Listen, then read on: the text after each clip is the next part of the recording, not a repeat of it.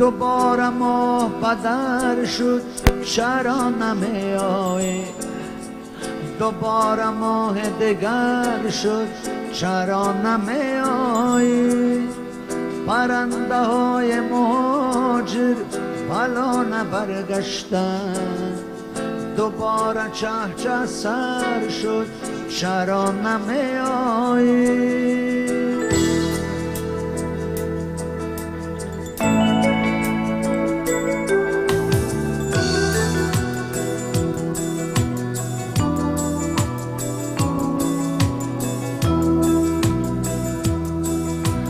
دوباره ماه بدر شد چرا نمی آیی؟ دوباره ماه دگر شد چرا نمی آیی؟ پرنده های مهاجر بلا نبرگشتن، دوباره چه سر شد چرا نمی آیی؟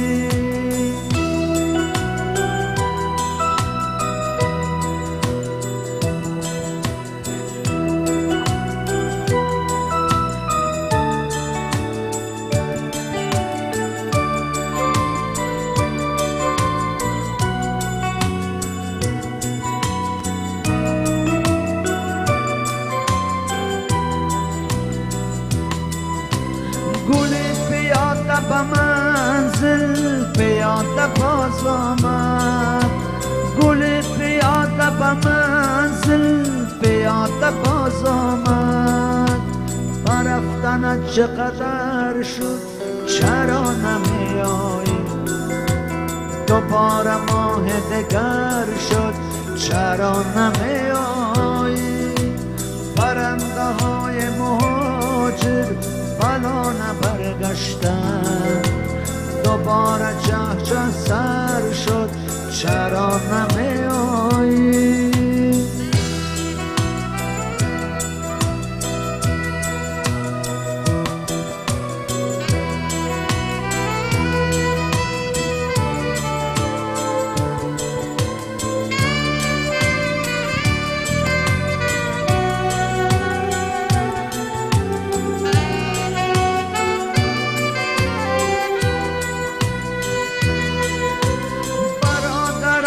مسافر به خانه برگشتن، برادران مسافر به خانه برگشتن.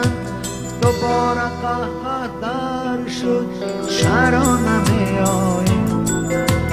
دوباره ماه دگر شد چرا نمی آیی؟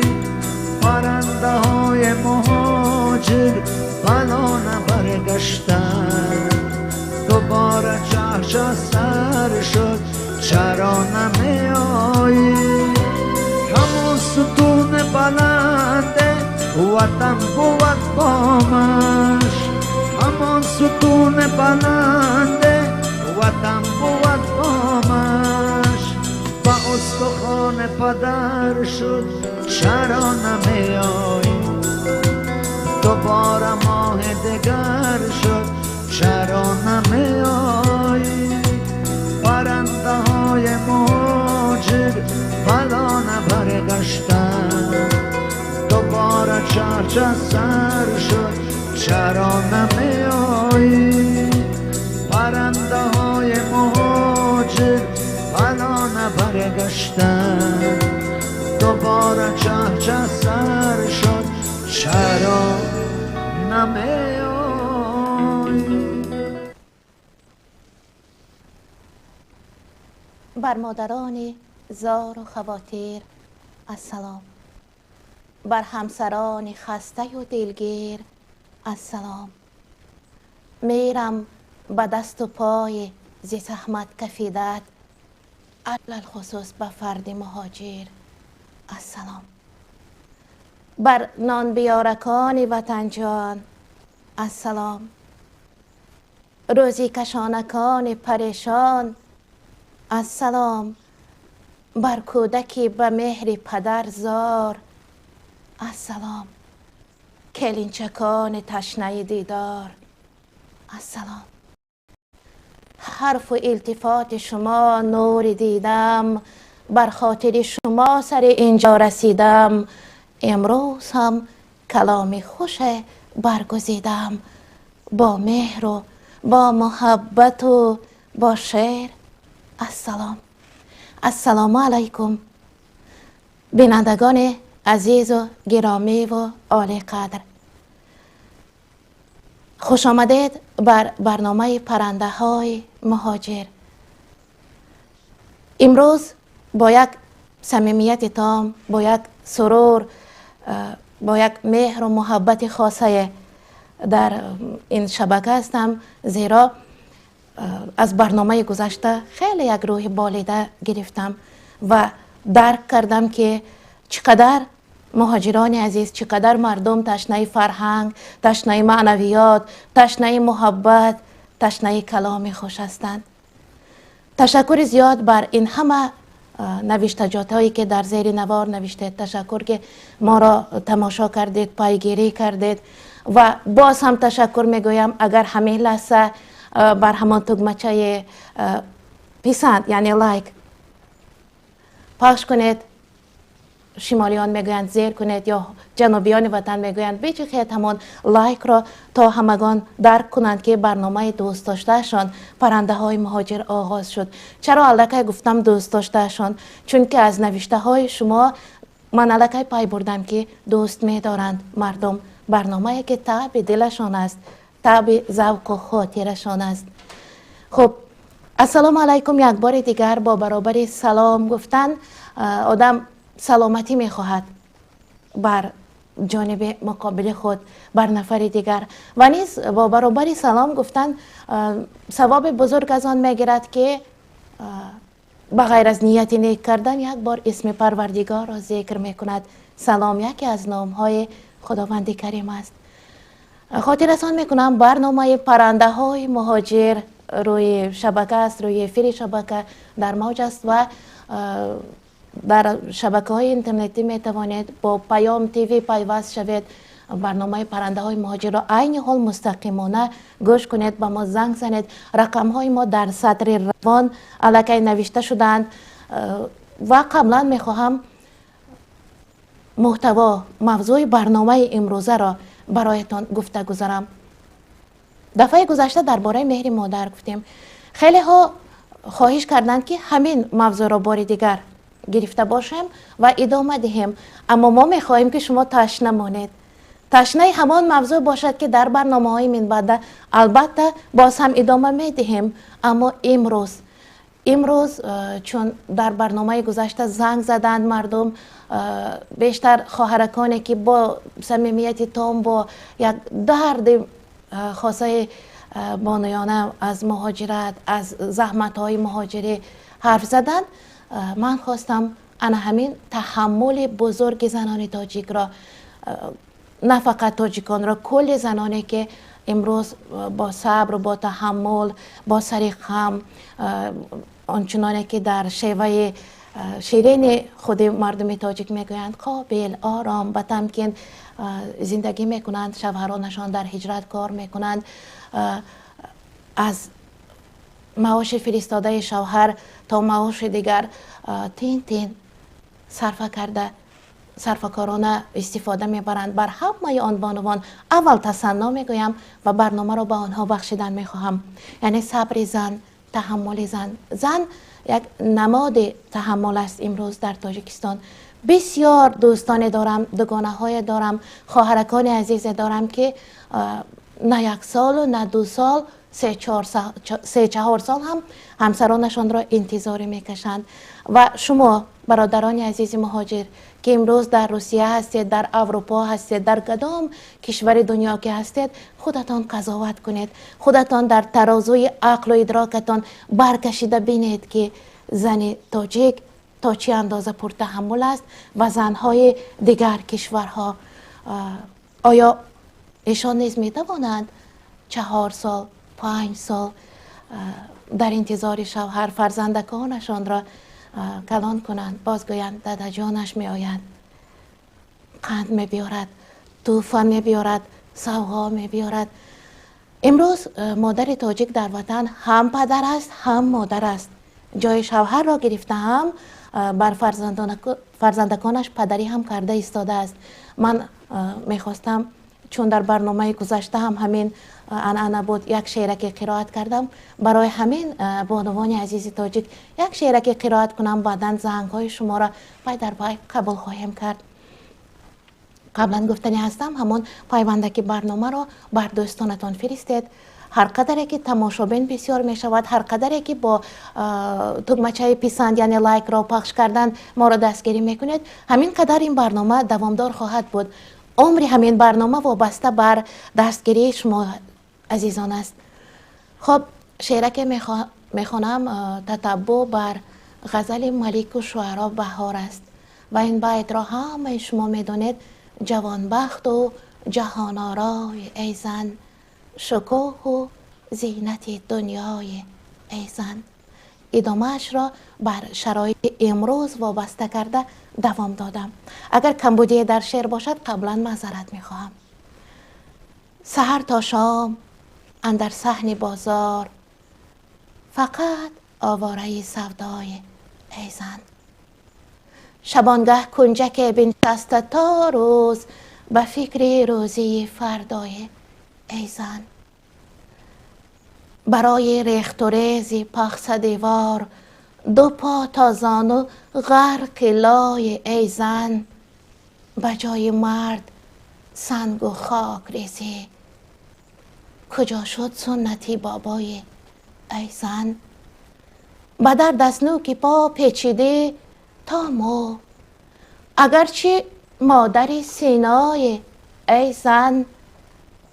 زخوی تاجران سال برگرد، خزان شد عمرت از رهپای ای زن. پدرها گرم زحمت در روسیه، تو خود هم آچه هم دادای ای زن. برای کودکان نیم برهنه، امید در چنین مأوای ای زن. غم دنیا به مویت زد سفیدی، تو در غمخوری به همتای ای زن. هزار احسنت بر تاب آوریت، که با این غصه پا بر جای ای زن. دل دردم که می سوزم برایت، تو کی از بخت می آسایی ای زن. اگر با همین شعر خاطر شما را مشوش ساختم یا غمگین ساختم معذرت میخواهم. همگی شعره که بود حالت امروز زن تاجیک را در همین شعر خواستم جایگزین کرده باشم. در حقیقت زن تاجیک یک نماد تحمل، صبر، یک گفتن ممکن است قهرمان زندگی است و شوهرانشان نیز قهرمان هستند. من امروز مهاجر را با زبان دراز گفته میتوانم که پای ستون اقتصاد برقرار وطن است. پای ستون اقتصاد است.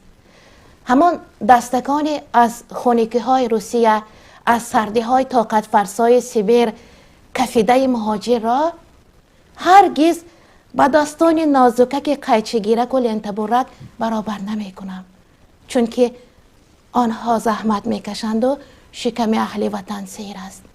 آنها زحمت می کشند و کارخانه ها باز می شوند و نفر می آید یک قیچیچه می زند، کار آغاز می شود. من سری تعظیم می خواهم فرود آورم بر انا همان تعظیم، البته احترام فرود آورم بر همان مهاجرانی که امروز دسترخوان وطن را پر می کنند، شکم اهل وطن را سیر می کنند و آبروی نگاه می دارند. زیرا همین تنجی و آرامی وطن هم وابسته مهاجران است. تصور کنید اگر یک ساله که مهاجر کار نکند و پول نفرستد، اهل وطن گرسنه ماند چی می شود؟ گرسنه به شیر می زند. دیگر مردم را در حالت گرسنگی آرام نگه داشتن محال است. مهاجر نگاه می دارد صلح وطن را، مهاجر نگاه می دارد ثبات را. برنامه پرنده های مهاجر است. همه حرف را من اگر گویم به شما نوبت نمی رسد. رقم تلفن ما در خط سطر روان است، سطر دوان است به گوش استراکه و می توانید زنگ زنید، فکر خود را درباره برنامه گفتید در برنامه گذشته، اما وابسته موضوع امروز تحمل زن تاجیک، صبر زن تاجیک بر همسران خود چه گفتنی ها دارید؟ همین برنامه را تماشا میکنند. از تاجیکستان هم خیلی ها نوشتند و بسیاری ها گفتند چرا ما آگاه نشدیم از برنامه، زیرا یک بار پخش سنجشی و تکنیکی آغاز کردیم، خیلی ها با خبر ماندند، بعدا تماشا کردند و این برنامه در همان خاطره خزینه یوتیوب میماند، باز هم تماشا خواهند کرد. زنگ میزنند الکی، بفرمایند. زنگ اول را قبول میکنیم.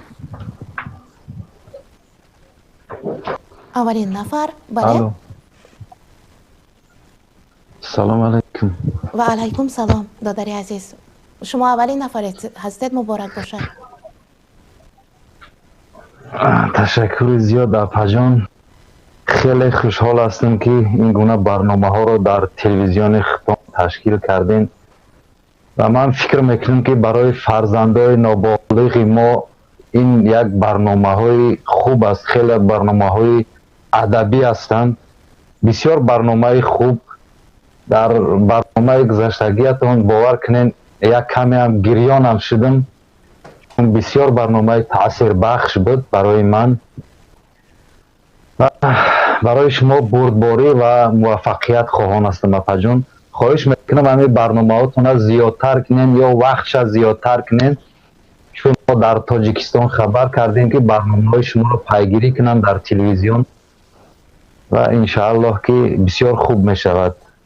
خب بسیار تشکر. در شبکه یوتیوبی پیام تیوی البته. بله بله. خب تشکر که دستگیری میکنید، بر تاجیکستان هم خبر دادید و همه شما را که گوش میکنند خرسند میشوند. زنده باشید. تشکر زیاد. زنده باشید. برای نیت نیکشان تشکر. زنده باشید گفتند. نفری اگر نیت نیک کند، فرشته های وکیل می آمدند و قبل از آن که نیتش را گفته شود فرشته ها بر خداوند می بردند، جوابش را می آوردند. اول بر نیت کننده مستجاب گردد. از انس ابن مالک روایت شده است این حدیث. نفر زنگ می زنند، بفرمایند. بله. الو. خط شد. جسورانه، ناترسانه، دلیرانه زنگ زنید و حرف زنید. تحمل زن، صبر زن است موضوع امروزه برنامه. چون موضوع پیشین در وصف مادر بود، البته مادر را بیشتر دوست می‌دارید، در مهاجرت یادش کردید. بسیار زنگ زدند و گفتند فکر و اندیشه هایشان را، گفتند راز دلشان را و امروز درباره تحمل همسران مهاجران حرف زده ایستادیم. او هم مادر است، او مادر فرزندکان شماست، او هم چراغ خانه‌تان را روشن نگاه می دارد. فرزندان شما را در یاد پدر کلان می کند، می خوراند، می پوشاند، صرفه و سرشته می کند. فرشته های خاندان شما هست، همسران شما. کم هستند مهاجرانی که همراه همسر و فرزندان رفتند. خیلی ها شرایط ندارند و از سرمان گذشته است. دیدیم روسیه را. زنگ میزنند. بله. الو. بله دادرم گوش میکنم. سلام و درود. درود بر شما. سلام و درود و احترامات بر شما. تشکر. اول اینکه ما از مؤلف برنامه خیلی تشکر میکنیم که اینجوری برنامه ها رو تشکیل کردن برای خصوصا زن و مادران ما. باور کنید خیلی هیجان آور است وقتی که این خیلی برنامه ها رو نگاه میکنید، آدم یک ذره حسی وطن دوستی و مادر دوستی پیدا میکنه. بله بله. ما ببینید شما در برنامه امروزه گذاشتید موضوع صبر زن. متاسفانه در وطن ما حق زن خیلی پایمال و به قدر زن نمیرسند، کم میرسند. بله. قدر زن رو در دین اسلام جایگاهش خیلی بالاست. زن تربیت دهنده و نسل نو رو باید تربیت کند. فرهنگ، مدنیت، انسان دوستی همش از مادر وابستگی دارد. بله بله. میخواستم یک لحظه درباره سیاستی تاجیکستان که برای زنهای امروز پیش گرفته است یک دقیقه صحبت کنم اگر اجازت باشد. البته. ببینید حقوق زن در تاجیکستان بازم تکرار میکنم که خیلی پایمال شده است و اون زنانی که میخواهند با از صمیم قلب خودشان طور لباس پوشی، طرز حرف زدن، اینا رو همشون محدود کردن. بعد یک پهلوی دیگرش این که در معرکه های شخصی یا که همون تویایی که برپا میکنن در تاجیکستان، اصلا من متأثرم، خیلی اصلا متاسفم که همون زنهایی که بر تن لباسی از مدنیت ما خیلی دورن میبرن رقص و بازی میکنن، اینها رو حکومت به نظر نمیگیره. یعنی تیشه بر مدنیت و تمدن ما اینو دارن میزنن. درست است. بله. همین دیگه میخواستم صحبت کنم. بار دیگر از شما چیز میکنم که همین خیلی برنامه رو زیادتر کنید، ما خیلی خوشحال میشیم برای این برنامه شما و دستگیری هم میکنید. زنده و سلامت و سربلند باشید. البته برادر بهترین موضوع رو پیشنهاد کردید و البته در سری همین موضوع هم صحبت خواهیم کرد. در دروازه های تویخانه می نویسند با سطر و حجاب در آمدن منع است. باقی چه خیلی لباس پوشی کاری ندارند. درست قید کردید. ما دیدیم، شنیدیم و حالا هم خواهیم دید متاسفانه که سر لباس پوشی زنها هم دخالت میکنند. لباس ملی پوشید میگویند. ملی یعنی چی؟ بله درست قید کردید. میخواستم که خاطر رسان کنم وقتی که آنها از لباس ملی حرف میزنن خودشون دقیقاً لباس ملی ندارن. درست است. فقط یک پهلو نگاه میکنن. یک پهلو مثلا قانون و همون قانونگذاری ها رو از همین کمیته زن میذارن که شما حجاب رو از سر بردارید، بعد اگر برگردی با پهلوی دیگر همون جشن عروسی که در ده و کوچه های خیابانی میشوند، این اصلا از تمدن فرهنگ ما نیست. ما در یوتیوب، در شبکه‌های یوتیوب بسیار چیزای افلاس‌ترین و توی معرکه ها رو میبینیم که باور کن ما اشکمون از چشممون در میاد وقتی این فرهنگی از ما بیگانه رو برای ما پیاده کردن، در گردن ما مجبوری دارن بار میکنن. خب بله. خیلی متاسفم از اینها و متاسفتر از آن هستیم که این همه فرمان از بالا می شود، مردم خودش نه. همین بار دیگر تکرار میکنم که وقتی میخوایی یک ملت رو از بین ببری، اول فرهنگ، زبان، تمدن، تاریخش رو از بین که بردی، اداره کردن اون مردم آسانتر میشود. مثل همین دیگر معذرت میخوام مثل گوسفند اداره میکنن اونا رو، برای که وقتی که آدم هویت خودش رو، تاریخ خودشناسی خودش رو ندانست، اون دیگر یگان کبر و غروری خیشتنی ندارد. بله درست. سلامت و سربلند باشید خواهر جان. وقت زیاد نمیگیرم، بگذار بیننده های دیگه هم زنگ زنن صحبت کنن. بله بهترین پرمحتوا بود. درست است. تشکر برای زنگتان. موضوع خوب پیشنهاد کردند که من بعد همین موضوع رو البته پیگیری میکنیم و دامنش رو وسیع‌تر میگیریم و پیشنهادتان میکنیم. نفر زنگ میزنند. خب بفرمایند، قبول میکنیم. الو. السلام علیکم. و علیکم سلام. بفرمایید. برنامه مهاجر، پرنده های مهاجر است. بله پرنده های مهاجر. السلام علیکم اپای عزیز. سلام دادر. خب ما میخواستیم یک صحبت کنیم به بهترین برنامه مهاجر تماشاگرسی.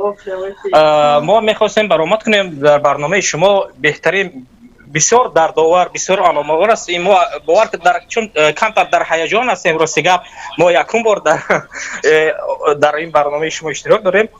میخواستیم ما کمتر صحبت کنیم درباره غریبی، درباره مهاجر. ما 3 سال شد در همینجا در ملک روسیه همین موندیم. خداوند نصیب و روزی بگردونه که همه ما به وطن برگردیم من یک شعر در غریبی نوشته میخوام کمی از بسای شما برسم اگر اجازه دید اپای عزیز. البته مبارک باشد. مرحمت. باشد الحمدلله. غریبی. در غریبی ناله های زار دارد این دلم، در غریبی ناله های زار دارد این دلم، ناله ها از جگری خونشار دارد این دلم. در غریبی یک روزش از برام سال بود، من نمیدانم چرا این دلم غرق غبار بود. در غریبی دورم از یار و دیار، از برای یار و دیار چشم انتظار. ای خدایا باز گردان بر وطن، بر نزد یار و دیار دلپسند. من غریب، دردمند و مستمند و بی طبیب. ای خدایا هزار بار شکر به درگاه تو از جان دل، رحم کن پیش هر کس و ناکس نباشم منتظر. زندگی چون خیمچه تر تابم میدهد، در غریبی سرگردان و عذابم میدهد. من میخواهم که باشم سربلند و با آبرو، زندگی بر دست هر بی آبرو عذابم میدهد. با امر خدا غریب شده ما، دور از وطن و غمگین شده ما. زندگی با مردمی ناآشنا کرد روبرو، از برای پول ناچیز روز و شب در جستجو. شکر گویم بازگشتم بر وطن، باز دیدم یار و دیار دلپسند. ای خدایا در دیارم کار فراوان شود، مشکل تاجیک من روز آسان شود. کاش دیگر ما نگردیم در غریبی خار و زار، تاجیکستانی عزیزم گل شکوفان شود. ای خدایا در دیارم کار فراوان شود، زندگی تاجیکم گل شکوفان شود. در دیارم هست طاهر نوقلم، نوقلمی های طاهر شعرها و داستان شود. رحمت به دقتتان. بهترین طاهر است نامتان.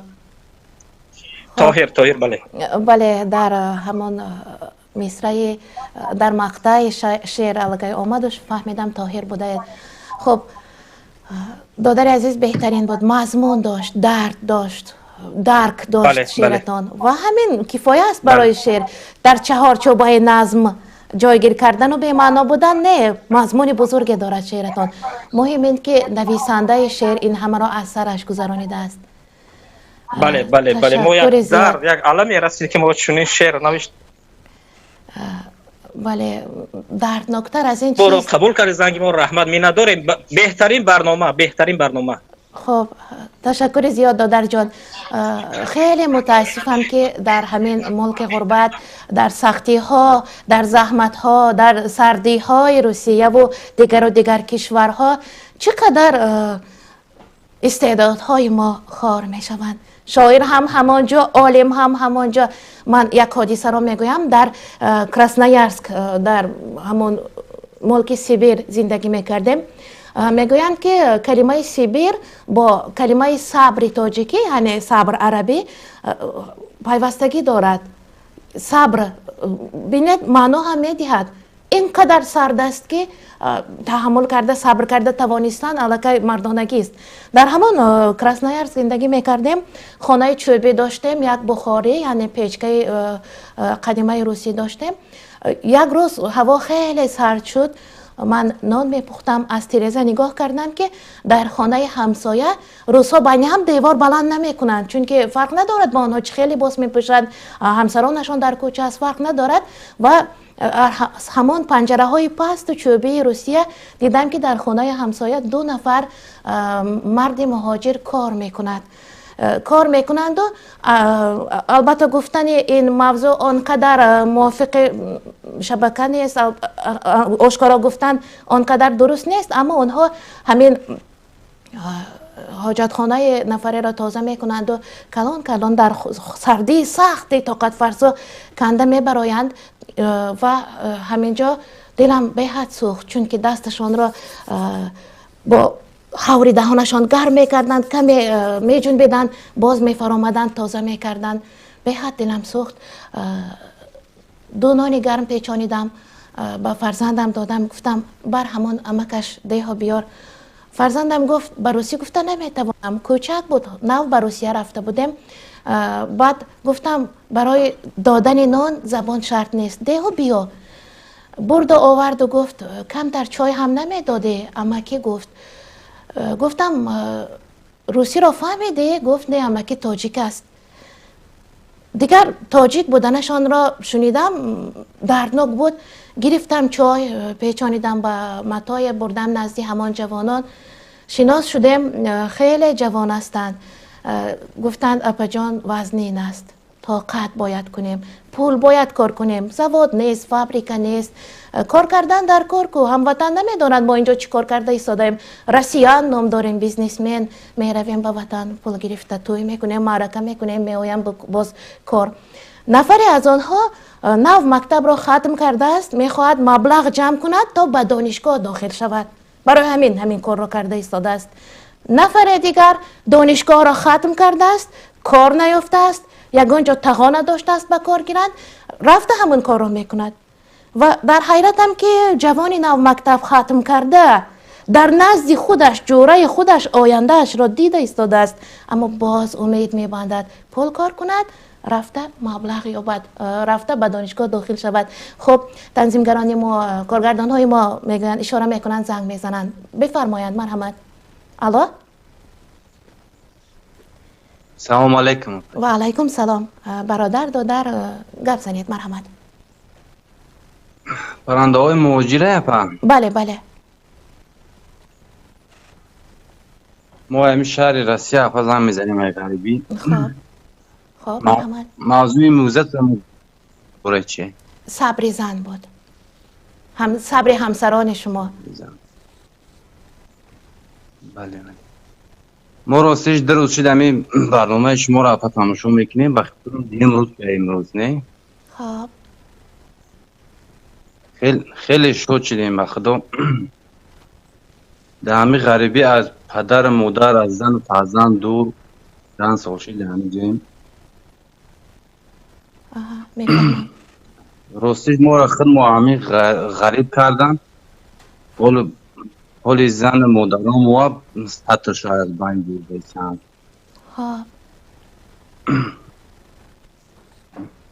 این همش همه چی پلید کرده همون نفعی. بله متاسفانه چنین است. متاسفانه چنین است. مقصد نافهم است. خب ما میگم در وقت چپای خیلی اسلام میخوندیم، خبر داشتیم وقتی ما خود بودیم، اما کم دست نمیداد. حالی راستیش همین از 2 سال پیش رفته بودم، هیچ کاره نمیمانند دست بتین. یا که چی میشده باشه، زن و فرزندای ما چی میشده باشن آینده‌اند. خدا خواهد همش نقض می شود، همش خوب می شود. بله ما هم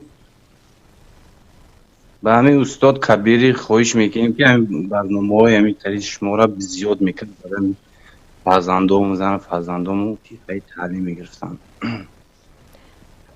خب بسیار تشکر دادر جان.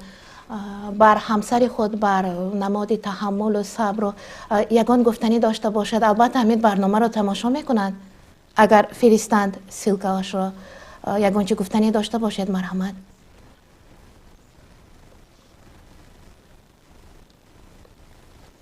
نه اگه چی گفتنی نیست، همین گفتنی دارم فجان. من از نام شما تشکر گویم. راضی هستید؟ بله بله راضی هستید. خواهر که عزیز ما که همسری همین دادر هستند، تشکر میگویم که کوچه های مهاجری را انتظاری میکشند تا همسرشان آید، پول حلال کار کرده آید و خوشبخت بودند که همسر دارند که از علم و از ادب و از دین و خبردار هستند. و البته خاطر جمع باشد که اینچنین جوانان هرگز راه خطا نمی روند. بله گوش میکنم زن که دیگر. سلام علیکم.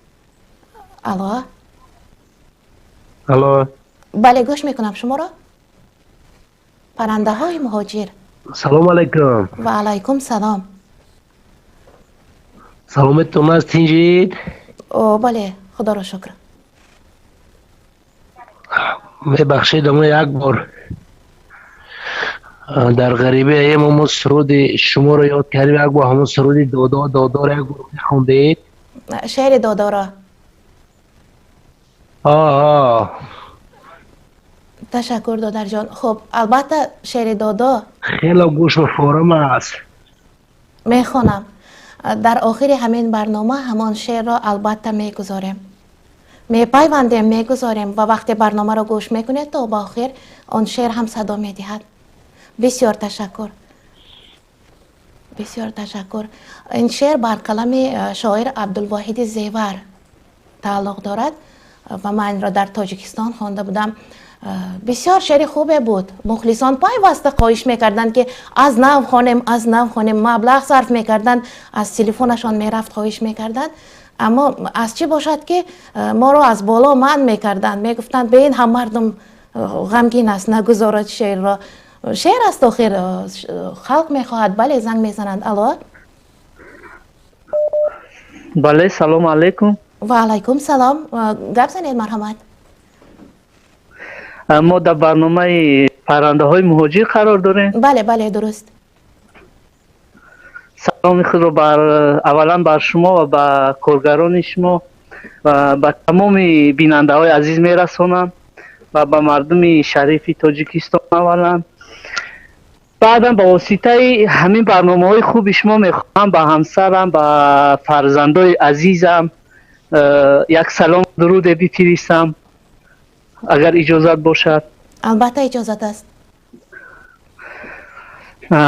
بله من یک مهاجر هستم از دوری های دور.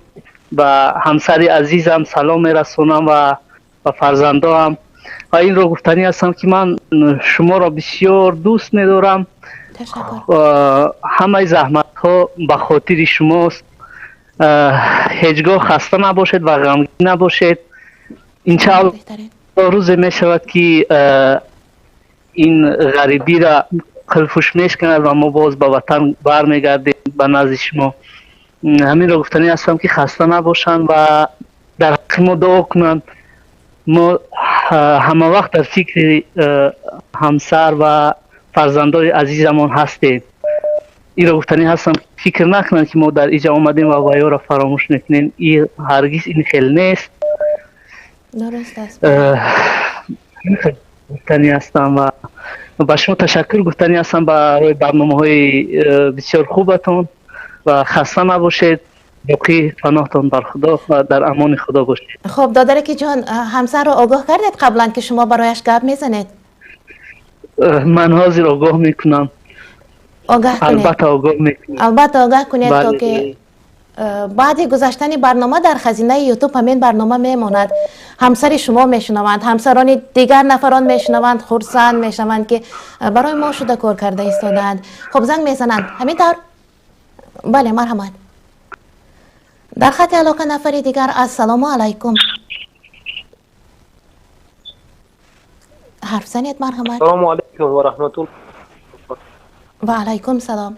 خب حرف زنید، هر چی گفتن میخواهید. صبر زن است موضوع امروزه برنامه ما. مرحمت. اپا جان خیلی برنامه شما را ما تماشا می‌کنیم، خیلی برنامه خوب کردید. من همینجا چیز گفتم، سلام میخوام به تمام مادرای دمی تاجیکستان بودگی و تمام کل مردم مسلمان تاجیک و دیگران سلام میخوام رسوندم. خب خداوند مادرای ما را صبر بده و تیز وطن ما عبور شو، ما بگردیم بریم وطن خود.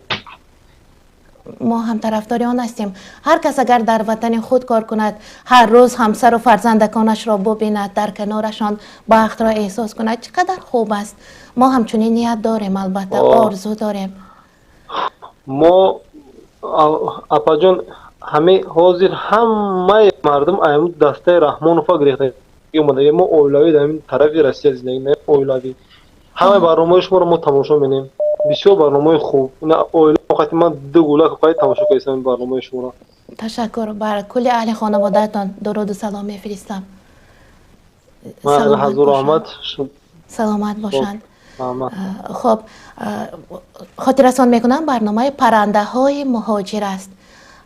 پرنده های مهاجر بلانه برگشتند، دوباره چهچه سر شد چرا نمی آیی، دوباره ماه بدر شد چرا نمی آیی، دوباره ماه دیگر شد چرا نمی آیی. چنار پشت درت با قدت برابر بود، چناری خوش قد و بر شد چرا نمی آیه. این شعر بازار صابر بود. مرحمت زنگ میزنند. بله گوش میکنیم. سلام علیکم. و علیکم سلام دادر جان، بفرمایید. ما از تاجیکستان زنگ میزنیم از داخل دوشنبه. خب بسیار خوب. و برنامه شما رو تماشا میکنیم، باور کنید بسیار خوشحال میشیم که مقصد شما دل همه آدم را بسیار زنده میکنید. راستی با خدا نمیدونم باز کمتر در هیجان است. البته من هم در هیجان هستم دادر جان. خب باور کنید بسیار برنامه خوبه به پیش کشیده که همین چیزها رو اگر بسیارتر کنید با نقض میشود. خب هفته یک مراتب روز چهارشنبه صدا داده ایستاده است، یعنی شما میخواهید که 2 مراتب اقلا؟ بله. خب کوشش میکنیم بر متصدیان میفهمونیم که البته 2 مراتب هفته همین موضوع، همین برنامه، یعنی که روی شبکه باشد. بله همین گفتون درست است. انا با خیلی برای برادرای مهاجر خیلی پیام برسانیم که ما هم مهاجر هستیم. مقصد سلام گرم خدا. خب در دوشنبه بهار است. ما از شبکه های فیسبوکی دیدیم، شبکه های اجتماعی که بهار است در دوشنبه، درختها مخچب هستند، الکه گل شکفته است. هوسمان آمد در همین وطن به ملال قدم گذاشتن، به ملال نفس گرفتن. از آن خودم گفته در کوچه ها گشتن چقدر خوب است، اما مجبور هستند خیلی ها که در هجرت باشند، چون که برای آنکه همسر و فرزندکانشان به ملال زندگی کنند زحمت میکشند، پول میفرستند. در دوشنبه بهار است، در مسکو باشد 2 روز برف بارید و 75% بارش یک ماه را آسمان فرو ریخته. مرا برف بارید، همه جا برف پوش است و بالای بام بناهای 20 آشیانه 25 آشیانه را که تازه میکند مهاجر تاجیک، مهاجر ازبک، قزاق، قرغیز. قزاق ها کم هستند چون که قزاقستان آبادتر است، لیکن مهاجر تازه میکند. من بالای درخت برای ما پایان نگاه کنم دلم تیزتر میتپد. آشیانه 20 برآمدن و از آنجا برف تازه کردن و با مرگ خود سر به سر بودنش را دانسته ایستادن و خطر احساس کردن. میدانید چقدر دشوار است. وای میداند که چی کار کرده ایستاده است، اما باید کند. تازه میکند بالای بام مردم روسیه را تا که یک مبلغ ناچیز کار کند به خانهش فرستد. فرزندکانش باید خورند.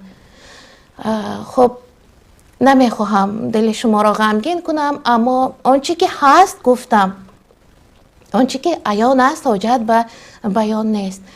در کشورهای اروپا هم هوا سرد است، به حد سرد است، برف است.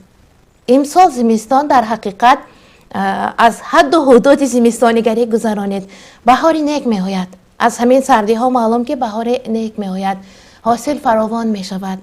خدا خواهد، من پیشگویی کردن نمی خواهم، خدا خواهد از آمدش معلوم است که فراوانی می شود، چون که آب آبادی می گویند، آب را آسمان خودش ریخته ایستاده است. خدا کند که بحرهای خشکیده ایستاده ارل هم پر شوند. بله زنگ می زنند. الو. سلام علیکم. و علیکم سلام. بفرمایید برادر جان. امیدوارم مادر عزیز خوشحال باشین. البته خوشحالم. خب با یکی از مبارزان در مقابل ظالم خونخوار امام علی رحمانو، نامم جمشید، فامیلم شریفو، با چهره آشکار از شهر روسیه تماس میگیرم.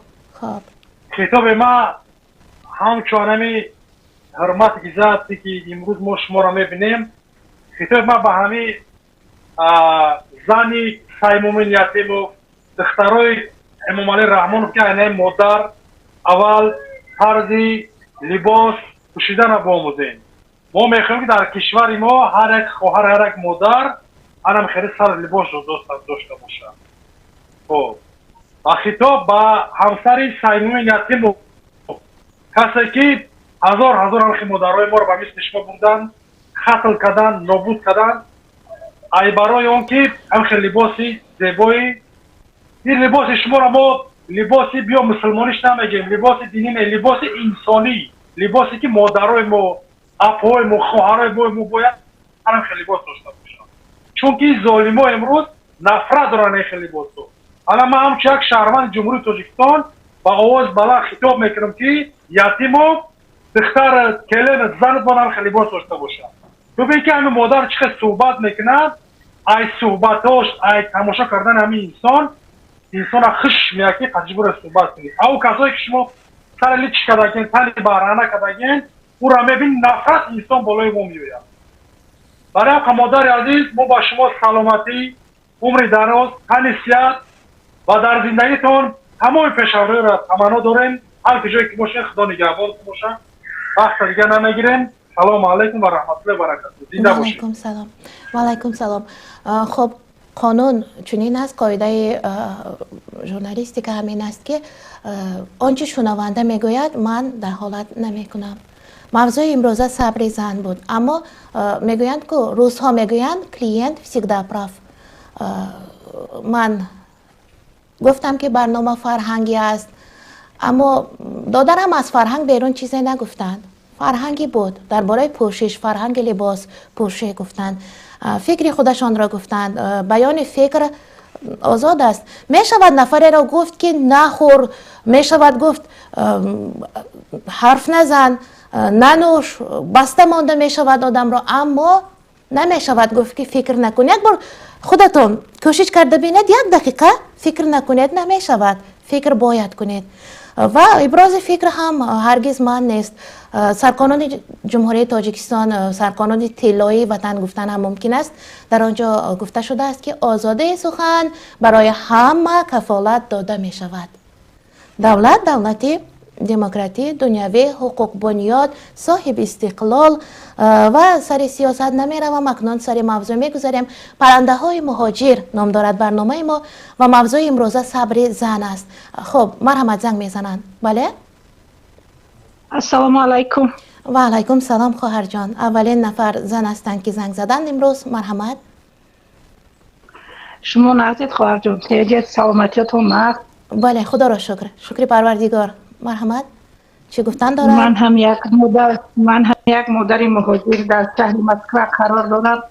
خداوند با امر تقدیر باشد یا اینکه با امر دیگر کسا باشد که من هم در همین مهاجرت قرار دارم. حاضر عینی حال تذکیر پخته ایستادم، شکراب میکنم. فرزندم برای خبرگیری هم اومده است، مورا به شکراب خوری دعوت میکنم.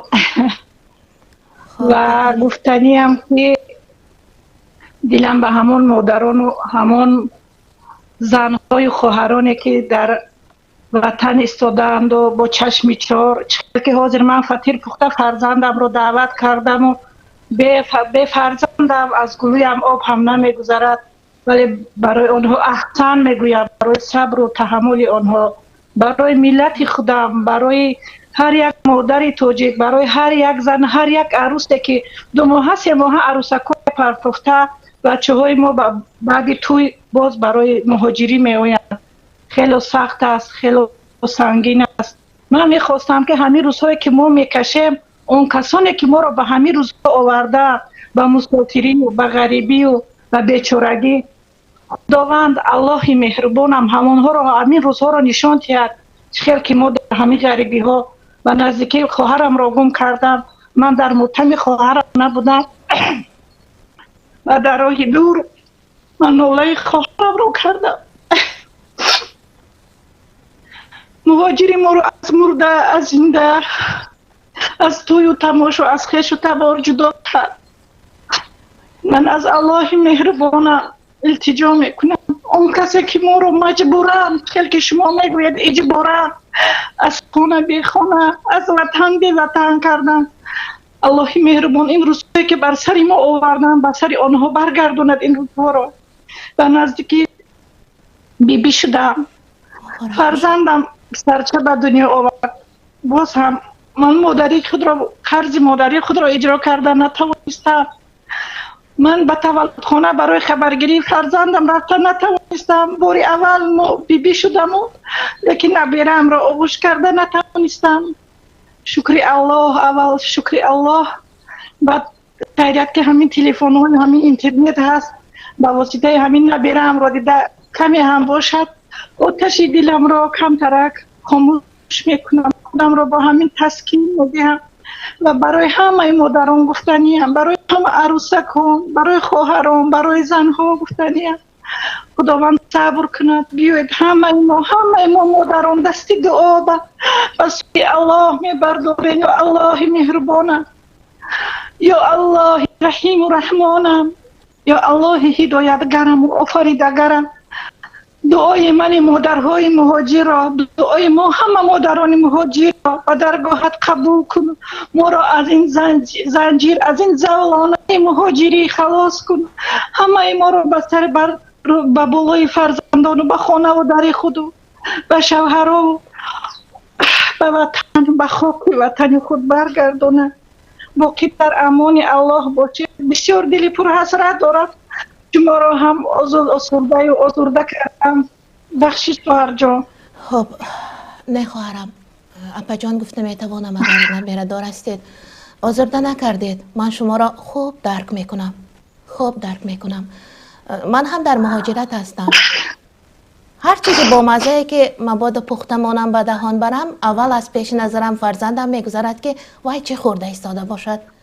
همین شما گفتید من فطیر پختم و به فرزندم از گلویم نمیگذرد. در وطن چقدر فطیر پخته شکراب کرده، یک طرف طبقشان به دست مرد دراز نمی شود، جای شوهرشان خالی. من اینو میفهمم. تشکر برای زنگتان. دعاهای خیلی خوب بود و سخنها پرمضمون بود. مهربان دراز کند. خداوند شما را هم اجر شما را دهد. الله مهربان همه ما را روز باشد. و یک شعر هست میگویند که در میان 4 دریا تخته بندم کرده ای، باز میگوی احتیاط شو و دامن تر نکن. ممکن خطا خوندم شعر و بخشش، لیکن ما هم با گناه بعضی ممکن آواز مرا گوش کرده مرا شناسم، من خود طبیب هستم. با بعضی گناه های بعضی منصبداران من هم از وطن به وطن شدم، از خانه و در به خانه شدم. در دم پیری گویم هم، در دم پیری وقتی راندن دولت پیری هم بود، اما من مهاجر شدم. الله مهربان هست، همش را میبیند، همه را مکافات عملش را برمیگرداند. لیکن به الله مهربانم تکیه میکنم، میگویم یا الله یا رحیم یا رحمانم، همش را به خودت سپاریدم. توکل همه آنهایی که بدی کردن، گندگی کردن، یا اینکه خیلی میگویم از خود رفتن. سخن بسیار است، راست گپ وقت شما رو نمیگیرم. توکل همه آنها به الله مهربانم، به الله سپاریدم، همش رو جزایشان رو الله دهد. بسیار نبود، محتوا داشت، مضمون داشت، در جای خودش بود. سخن درباره تحمل زن هم بود. خب من همینجا به مهاجرت آمده دیدم که مردم جنوب وطن عزیزمون یک طبق کلان داشتند و محض در همون شکراب یعنی قروتاب میکردند. بار اول دیدم چه خیل تیار کردنش را و همه در بین میموندند و از همون طبق میخوردند. ما شمالی ها کمتر از این گونه چیز خبر داشتیم. مثلا در استروشن ما همین خیل تعام نبود، من ندیده بودم یکون بار. و در طبق کلان در ما بین گوشت خوردن این خیل عنعنه هم نبود. و وقتی همین اپا جان میگفتند درباره که فطیر کردند و فرزندشان را انتظار هستند، از پیش نظرم همه آن خانواده های گذشت که یک طرف صندلیشان جای پدرجان خالی است، جای پسر خالی است، مردی خاندان خالی است. همین من حرف زدن گیرم تمام نمی شود، اما شنونده هم باید حرف زند، انتظار هستند. بله زنگ میبرداریم. الو سلام علیکم اپا. و علیکم سلام دادر جان، گپ زنید. ما درباره همین موضوع شما گپ زدم، درباره همین صبر زن یعنی صبر مادر. خب زن اگر همه فرزند نداشته باشه و مادر و رحم داره و زن همی وجودش مهره دیدیم نه که نه همه زنو من خودم فهمیدم که ای دو زن جدا شدگی هم با دو زن دیگه دارم خب همی دو زنی که دارم حاضر فکر میکنم که اکوای خدا میدوند و فکرم زنای جنتی هستند که یعنی صبر میکنن با یک دیگر میفهم که چیزی وزگونه حالت وزگونه با برای همین زنایی که من خودم یک سال میشود در مهاجرت قرار دارم همین ای زن و فرزندان دور امکانیت رفتن یا که وای آوردن نشده می یک سال شکر الله که صبر الله صبر تیمونه با زنایی که در همین مهاجرت در عذابم برای وای دل میسوزه صبر که زنو داره اخی مردان نداره درست انا این سخنتان پابرجاست خب سخن بجای بود صبر که مادر دارد زن دارد یک خیل مردان ندارد بله درست گفتید خب به هر حال زن یک خصلت عجیب دارد آب دیدهش در نوک مژگانش می ایستد حالا سر نکرده می ریزد گریه را سر نکرده شاید همین گریستن هایش تحمل او را کمتر آسانتر می کند وقتی زن می گرید رقت می آورد رحم کس می آید وقتی مرد می گرید دهشتناک است مردها گریسته که نمی توانند درون خود را زیر می کنند خود را نگه می دارند برای من هم میگن مردها تیزتر پیر می شوند چون که کم گریه می کنند من گفتنی نیستم که خواهرکانی ما گریه کنند برنامه را تماشا کرده با ما زنگ زنند بله زنگ زده ایستادن بفرمایند مرحمت الو خب هر نفری که ما را تماشا میکند فراموش نکنید همون تگمچه پیسند را پخش کنند بله پرنده های مهاجر بله الو بله گوش میکنم سلام علیکم و علیکم سلام آواز رفته است البته همون من شما رو دیده ایستاده بودم یک سوال پیدا شده خب همون چخیل همون برنامه شما نامگذاری شده که همون فهمم گفته بودم برنامه پرنده های مهاجر و محتوای موضوع امروزه برنامه ما صبر زن همون نامش چخیل این پرنده های مهاجر گفته که شما که نو درامدگی آدم نمیفهمد مثلا محتواش های کنید که از چیز گرفتید همون نامش چی با این خیلی واضح میگوده خب درست سوال درست است برای چی چنین نام گذاشتیم اولا تلفظی به حد خوشرو دارد بیشتر تکیه کردیم من خود ادبیاتی هستم و ادبیات تکیه کردیم و پرنده های مهاجر برای این مهاجران وطن ما هم زمستان می روند بر وطن کنج صندلی گرمک کمترک چی میکنن دم میگیرن بهار باز برآمده می روند ریسک و روزی کشانی جای دیگر برای همین گفتیم پرنده های مهاجر همین خیلی نام گذاشتیم نام بسیار بود اما همین را چندم برنامه شما دوام داده است دو بار می دیدم درست بله همین دوم مراتبه است اول سنجشی بود این دوم مراتبه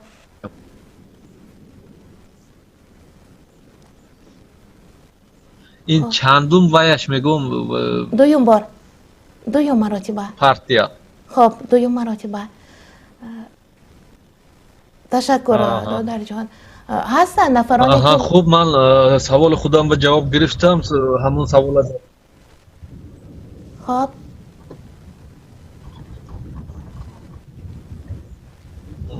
خوب سلامت باشید تشکر برادر هستن نفرانی که بر نام برنامه بله شوق پیدا میکنن چرا چنین نام داشته باشد پرنده این همون طایری هوا را همگان پیش نظر میارند اما پرنده های مهاجر گفته ما همان مهاجران تاجیک را در نظر داریم، مهاجران کل مهاجران مسلمان را که نه فقط تاجیکان برای ریسک و روزی اهل خاندان مجبور هستند که سر خود گرفته به ملک غربت قدم گذارند. غریبی کوی سخت است ای برادر، غریبان را نکو دارو نیازار. دلش نیمته از غریب را. وی هم میخواهد که پهلوی مادر و فرزند و خویش و تبار باشد، در کنار اهل خانواده باشد. یک شعره که بود: روسیه برفته بای میشم گفتم، بیرون از این خاک و لای میشم گفتم، صاحب قصر بر این جای میشم گفتم. خطا کردم. مادر میگفت نرو بچم، اونجاها خنک، کوچه خنک، پدول خنک، تربه ها خنک. ای آچه جان گفتم که این گپا خنک. خطا کردم. در غریبه کرم شوربا پلو می شده است، یلتر آفتابک هم علو می شده است. در غریبه جانکت در گرو می شده است. خطا کردم. زنک تلفن می کند، از پل امید نیست. دادا جانش پل فرسانید که شرایط نیست. کودک شیرینی می خواهد، قند سفید نیست. خطا کردم. این شعر خیلی دور و دراز است و در برنامه های من بعد شاید کاملا همش را بر سمع شما رسانیده باشم، اما اینجا افیر از آنی شنونده است، شبکه از آنی شنونده است. بله زنگ میزنند، گوش میکنیم. الو،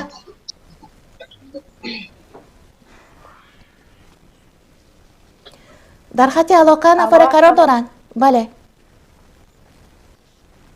الو. بله خواهر جان، گوش میکنیم، گپ زنید. السلام علیکم اپا. و علیکم سلام. پیش از اون که من گپم سر کنم، یک 4 مصرع شعر میخوانم بعد دوام میتیم. بله. برای من مشکلات در این موضوع گپ زده. مغزی سری فرهاد پریشان زن کرد، سیمرغ به کوه کاف نالان زن کرد. امام حسن از زهر مقاتل زن داد، در حیله و مکر زن محمد تن داد. من باعث خانم با اون نفرانی که زن دویومند گفتنیم که من امی روز نفهمیدم که شوهری من زنی دویوم داشته است. نمیدونم چه خسر کنم اپا.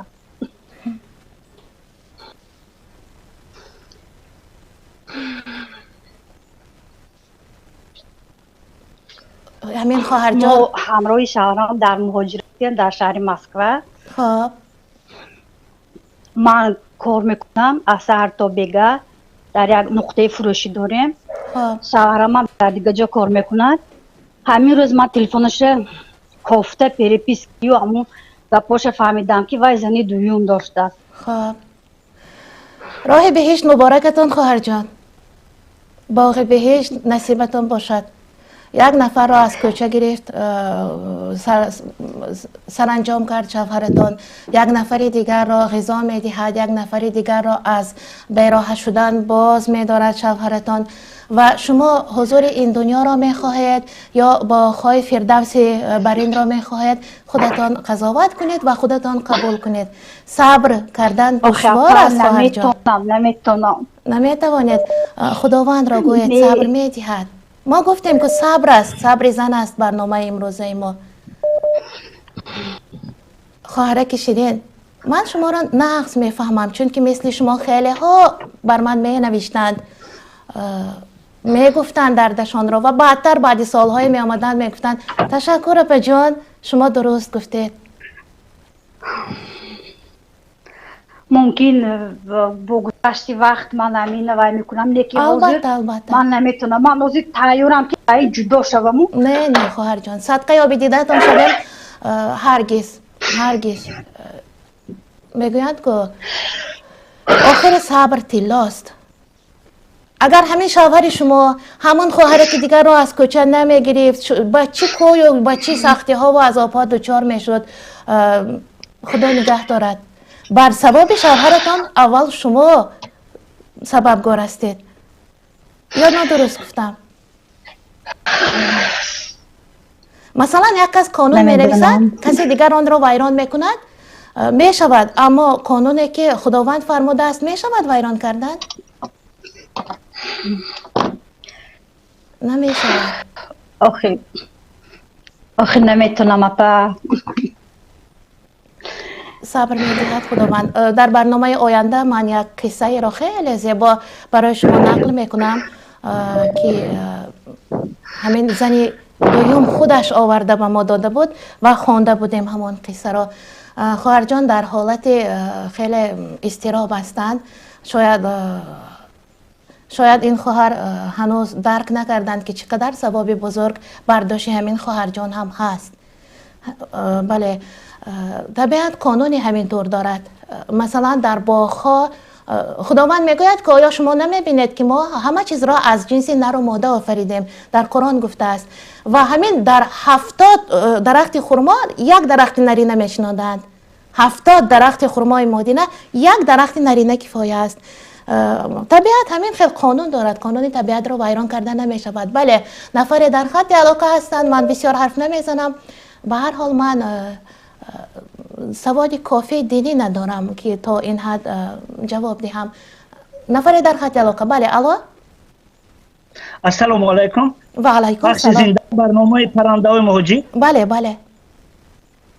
خواهر عزیز، پیام درود به همه، اولا بر شما، به همه تماشابین شما و مهاجران، پدران، مادران، خواهران، برادران گرامی. من کسی کمتر احساساتم برای همین کمتر در برنامه اولی شما بهترین برنامه باور کنید معقول شد. دویمین برنامه تون بخواه من. خب بله، دویم برنامه. برای همین من گفتنی خود رو از یک شعر مهاجر بچه که 5-6 تا پیش از شعر دورامدروز نوشته بود، در یادم در جاهای اساسیش مونده بود، در روی ورق نوشتم. میخوام اول همین شعر رو قرائت کنم، بعد فکر خودم رو بیان کنم. ممکن است؟ بله البته. از روی ورق میخونم، در یادم اومدگیش نوشتگیم کمتر عذر. خب. تاجیکی بیچاره ای من خوار شد با عیب کی، زندگی تاجیکان افگار شد با عیب کی، دختران محلقای تاجیک در مسئله هر یکی از بحر ریا بی‌قرار شد با عیب کی، مادر تاجیک خون گریسته گدایی میکند، طفلکش در دستش بیمار شد با عیب کی، بچه تاجیک اندر روسیه بار میکشد، از گرمی بار دو دستش خونخوار شد با عیب کی، کو اندلیبو، کو پشتیبانو، کو راهنمای تاجیکان، تاجیکی بیچارم از نام خود بیزار شد با عیب کی. به فکر شما عیب کی؟ همین سوال را بر خودتان برمیگردانم. به فکر شما عیب کی است دادر جان؟ باور کنید واسه من همین عیب کی من میگم، همین فکر خودم با میگم که اولی از طرف حکومت ما میگن که مهاجرات در همه جا هست. من فکر خود رو بیان میکنم. من ایرو همین شعر نه خیر عیب همین که مهاجر در همه جا هست خواهران برادران، لیکن یک چیز رو من فکر خودم بیان میکنم که مهاجری که در تاجیکستان مهاجرات که اومدگیم این حالت هیچ کی نداره. مثلا درست. همین زندگی که ما پشتیبان نداریم. من دخترچه هوایدای ما 5 ساله را کشتم، در یگان اونجا من صدا غیر از خلق همین پشتیبانای همین مهاجرات دیگه که سند دیدم یا دیگه گپ کارای بسیار. یک در راوی برنامه TNT بود، در یک کافه قرقیزا قطعی جنگ میشه دید شنیده باشید. این پسولای کنسولای قرقیز حکومت قرقیز را دستگیری کرد، برآمد همون راوی مجری برنامه TNT بخشش پرسید. ما حالی ندیدیم که یگان کنسولی ما برسه یگان پیش ملت تاجیک بخشش پرسیده باشه. ما اینا دیدگیم نه اپا جون. مجری در همه جا هست، میمورد یاردم دیگه یگان بار پخش زنده رنگ شما حکومت ما تشکیل نکرده است. با مردم روس میشن، جایی که همین که مردم پخش زنده روبرو سوال کرد روس میشن. میدونید برای چی روس میشن؟ برای اینکه دزدن، حرامخورن، فاحشن. برای همین نمیتونن جواب داد سوالی موده، برای همین روس میشن. فکر همین. خب اگر حلال میبودن حرام حلال فهم میکردن میبرامدن رنگش رو پخش زنده میکردن، مردم قد صحبت میکردن. حرامخورن، دزدن، فاحشن. برای همین نمیخوان که توجیه و شوا همین میلیسا و کگبه میبرد که در روسیه بیزنسمنای تاجیک همین در روسیه موجود غم میتن خلق خودمو تروریست میگن دیگه میگن غم میتن همین گپم ناتوق رو باشه خلق عزیز بگویا من خلق من خودم میگم همچون شهروند خب بله بیان فکر آزاد است آزاده هیچ کی ما مرده میریم یگان پشتیبان نداریم هیچ کی برای همین مهاجر ما ای دیگه رو برای همین فرق میکنه پشتیبان نداریم ما رنگ سنگ مرده میریم هیچ کی ما رو سراغ نمیکنه یاری نمیکنه با بالشت فشار میکنه دولت خودمو برای همین ملت ما نصف میشن خیلی رفتن خب بله دادر جان یا برادر هستید میدانید مهاجرت در همه جا هست خب نه درست گفته درست مهاجرت در همه جا هست اما اگر نسبت به سرشمار اهالی گیریم بسیارترین در تاجیکستان است در تاجیکستان خیلی بسیار است نه همون به حقوق ما پایمال شده اما بله درست سرکوب کردن من هاش میگم در هیچ جای خیلی نیست یگان ارمن یگان آذربایجان فشار نمیکنه در هیچ جا خبرشون نمیکنه اما پسال دولتش خب بله درست میگوید از سرمان گذشته است از سرمان من هم بودم در روسیه مهاجر ما در تمام دنیا پسترین قدر و قیمت نداره مهاجر ما انا مینا گفتنی ما درست مهاجر ما قدر و قیمت نداره همون افریقای دولت پسترین قدر و قیمت داره یعنی ما قدر ندارد همین نیگرو همینجا قدر و قیمتش ایما بلنده تمام گفتنی دیگه ندارم اپا عذر احساسات شدم گپ دست سخن ده بای نیستم عذر به همه سلام علیکم و علیکم سلام خب آنچه گفتن میخواستند گفتند هرچند از موضوع برنامه بیرون هم رفتیم اما راستی را زوال نیست آزاده منبر آزاد دادیم گفتند زنگ دیگر را قبول میکنیم بله در از موضوع برنامه بیرون هم رفتیم اما راستی را زوال نیست خب بله نفر دیگر در خط علاقه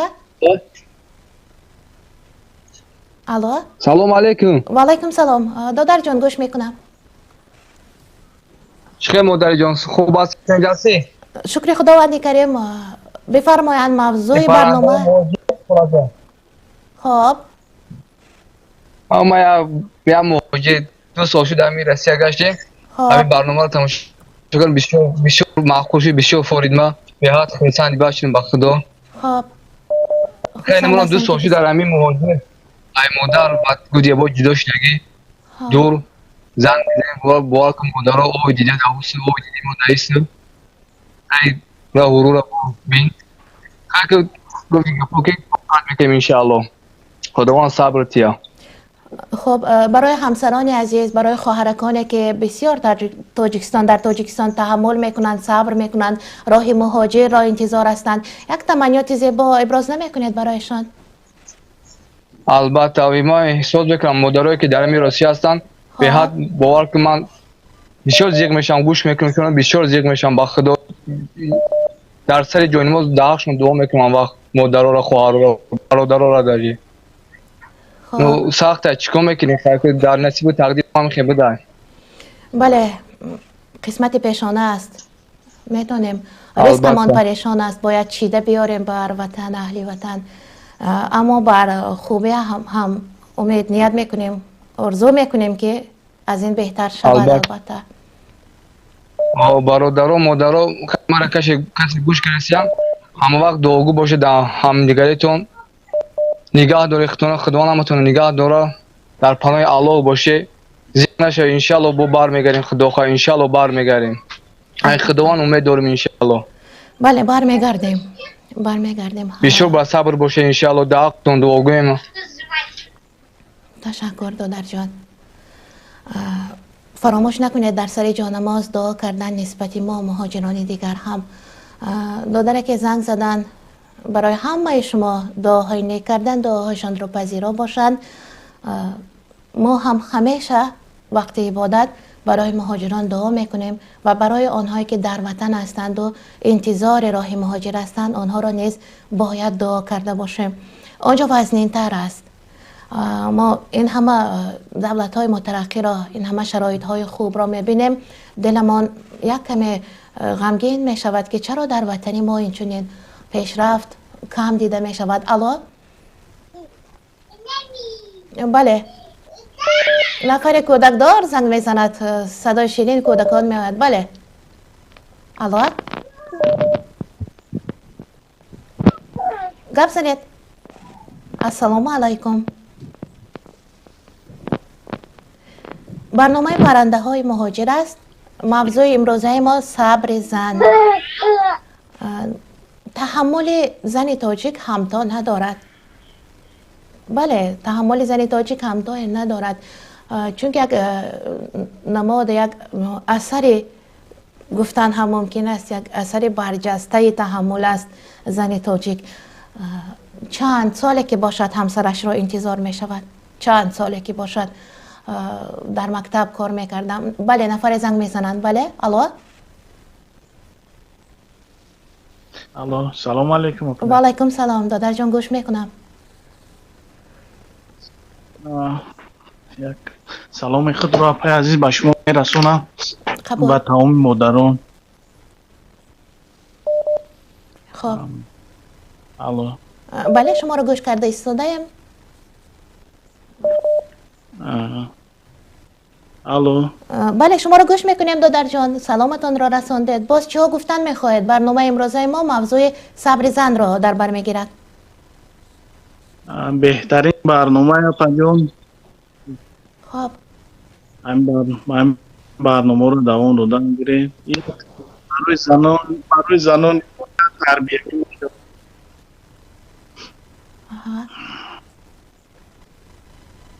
دیگه چی گفتن نیست. ما پشتوان نگهبانتون باشد پیشگیری تمنا داریم.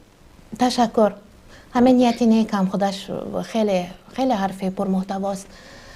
خب، تحمل زن. وقتی در تاجیکستان بودم مکتوب آورده بود یک دخترک، چخیل از آوان صنف ششم هفتم میخواند در مکتب که علاکه زحمت بارگران زندگی بر دوشش بود و یک ماشین مسافرکش می آمد و از تمام دخترکان کوچه را می برد برای همان خشابه کردن سبزواتی که دهقانان می کشتند و در روزش یک مبلغ ناچیز کار می کردند.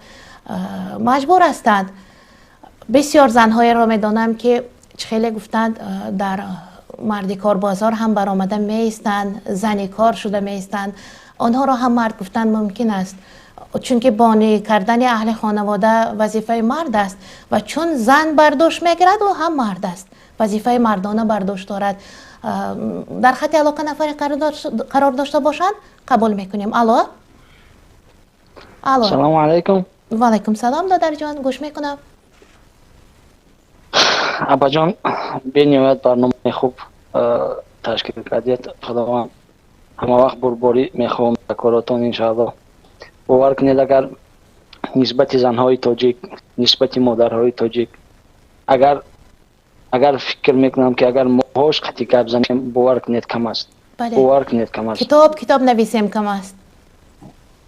باور کنید اگر برای چی؟ برای آن که من 20 سال شد که در مهاجرت هستم. 20 سال شد.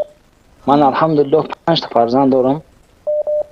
هزار رحمت به مادر زنم، پدر زنم، به عائله‌ام که مثال ما در گویا که در کلان کردن این فرزندا عموما که اشتراک نمیکنیم. گفت که اورسا که پرکتیس که ما نیستیم در خانه. برای چی؟ برای آن که ما مجبوریم که به مهاجرت رویم و زندگی خودمون پیش بریم. بله بله. برای همین برای زنای تاجیک، برای مادرای تاجیک، مادرای ما را قدر سالا نمیبینن. شما هم چه مادر، شما ما را خوب درک میکنید که جگرهای مادر را پر خانه است. برای همون تماشا کردم نتوانستم که خود را به دست گیرم و گفتم بگذار که منم زنگ زنم و درد دل خود را بگم. اکنون با گفتنهای ما که شاید که یگان بودی یک شود انشاءالله، گفتی شاعرها که از ناامیدی ها بس امید است، پایان شب سیاه سفید است. برای همین آرزو داریم که انشاءالله من بعد که تاجیکستان آباد شود و ما رویم به نزد پدر و مادر و زن و فرزندانمون برگردیم و زندگی خوب شود و خب دادر جان، یک برادرای تاجیک یک سخنتان خیلی معقول شد. بر پدر و مادر همسرم رحمت گفتید. همین سخن خیلی پرمضمون است. البته به این نمیشه و ما والله قسم از زمین تا آسمان اویله خود منت هستم که بردوش گرفتن ما نیستیم، به خاطر ما همونو از خانه ما آمده زندگی میکنن، خدمت پدر و مادر ما رو میکنن. برای امون من همه وقت منتدار هستم الحمدلله که خیر اویله مثال مومن مسلمان به صبر به طبقه این کاری بوجی نیست اپا جون، این به نهایت من منتدار هستم الحمدلله. برای امون منتداری خود را به شما و به همه کل مردم تاجیک و سلام علیکم و رحمت الله و برکاته. و علیکم سلام دادر جان. بله عیناً مغز مضمون همین روزا برنامه را گفتن. تحمل میکند زن، هم پدر است هم مادر است. پدرها قریب اشتراک نمیکنند، درست میگویند. میآیند میروند سال دیگر میشنوند فرزنددار شدند، میشنوند مکتب خواند شده است، لباس مکتب باید گیرد، میشنوند که الکی به دخترکانشان خواستگار آمده ایستاده است. عروسکان نو را گذاشته میروند، میآیند که در دستش کودک به استقبال پدر میبرد. بله نفر زنگ میزند. الو السلام علیکم.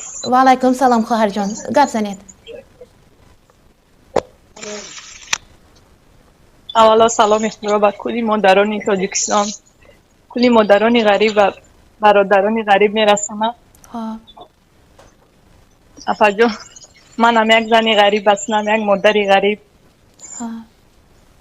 که طولی 5 سال میشود از فرزندانم دور زندگی میکنم. وزنین است. بله راستی 2 هفته شد برنامه شما رو تماشا میکنم، بگیره تماشا کرده نمیتونم. صبر زنی تاجیک، مادری تاجیک چی در غریبی چی در وطن باشد به حد و اندازه است. برای اون که در وطن باشیم در حقی و صبر شوهر فرزندان پدر، به غریبی آیم به حق مادر، در حق فرزندان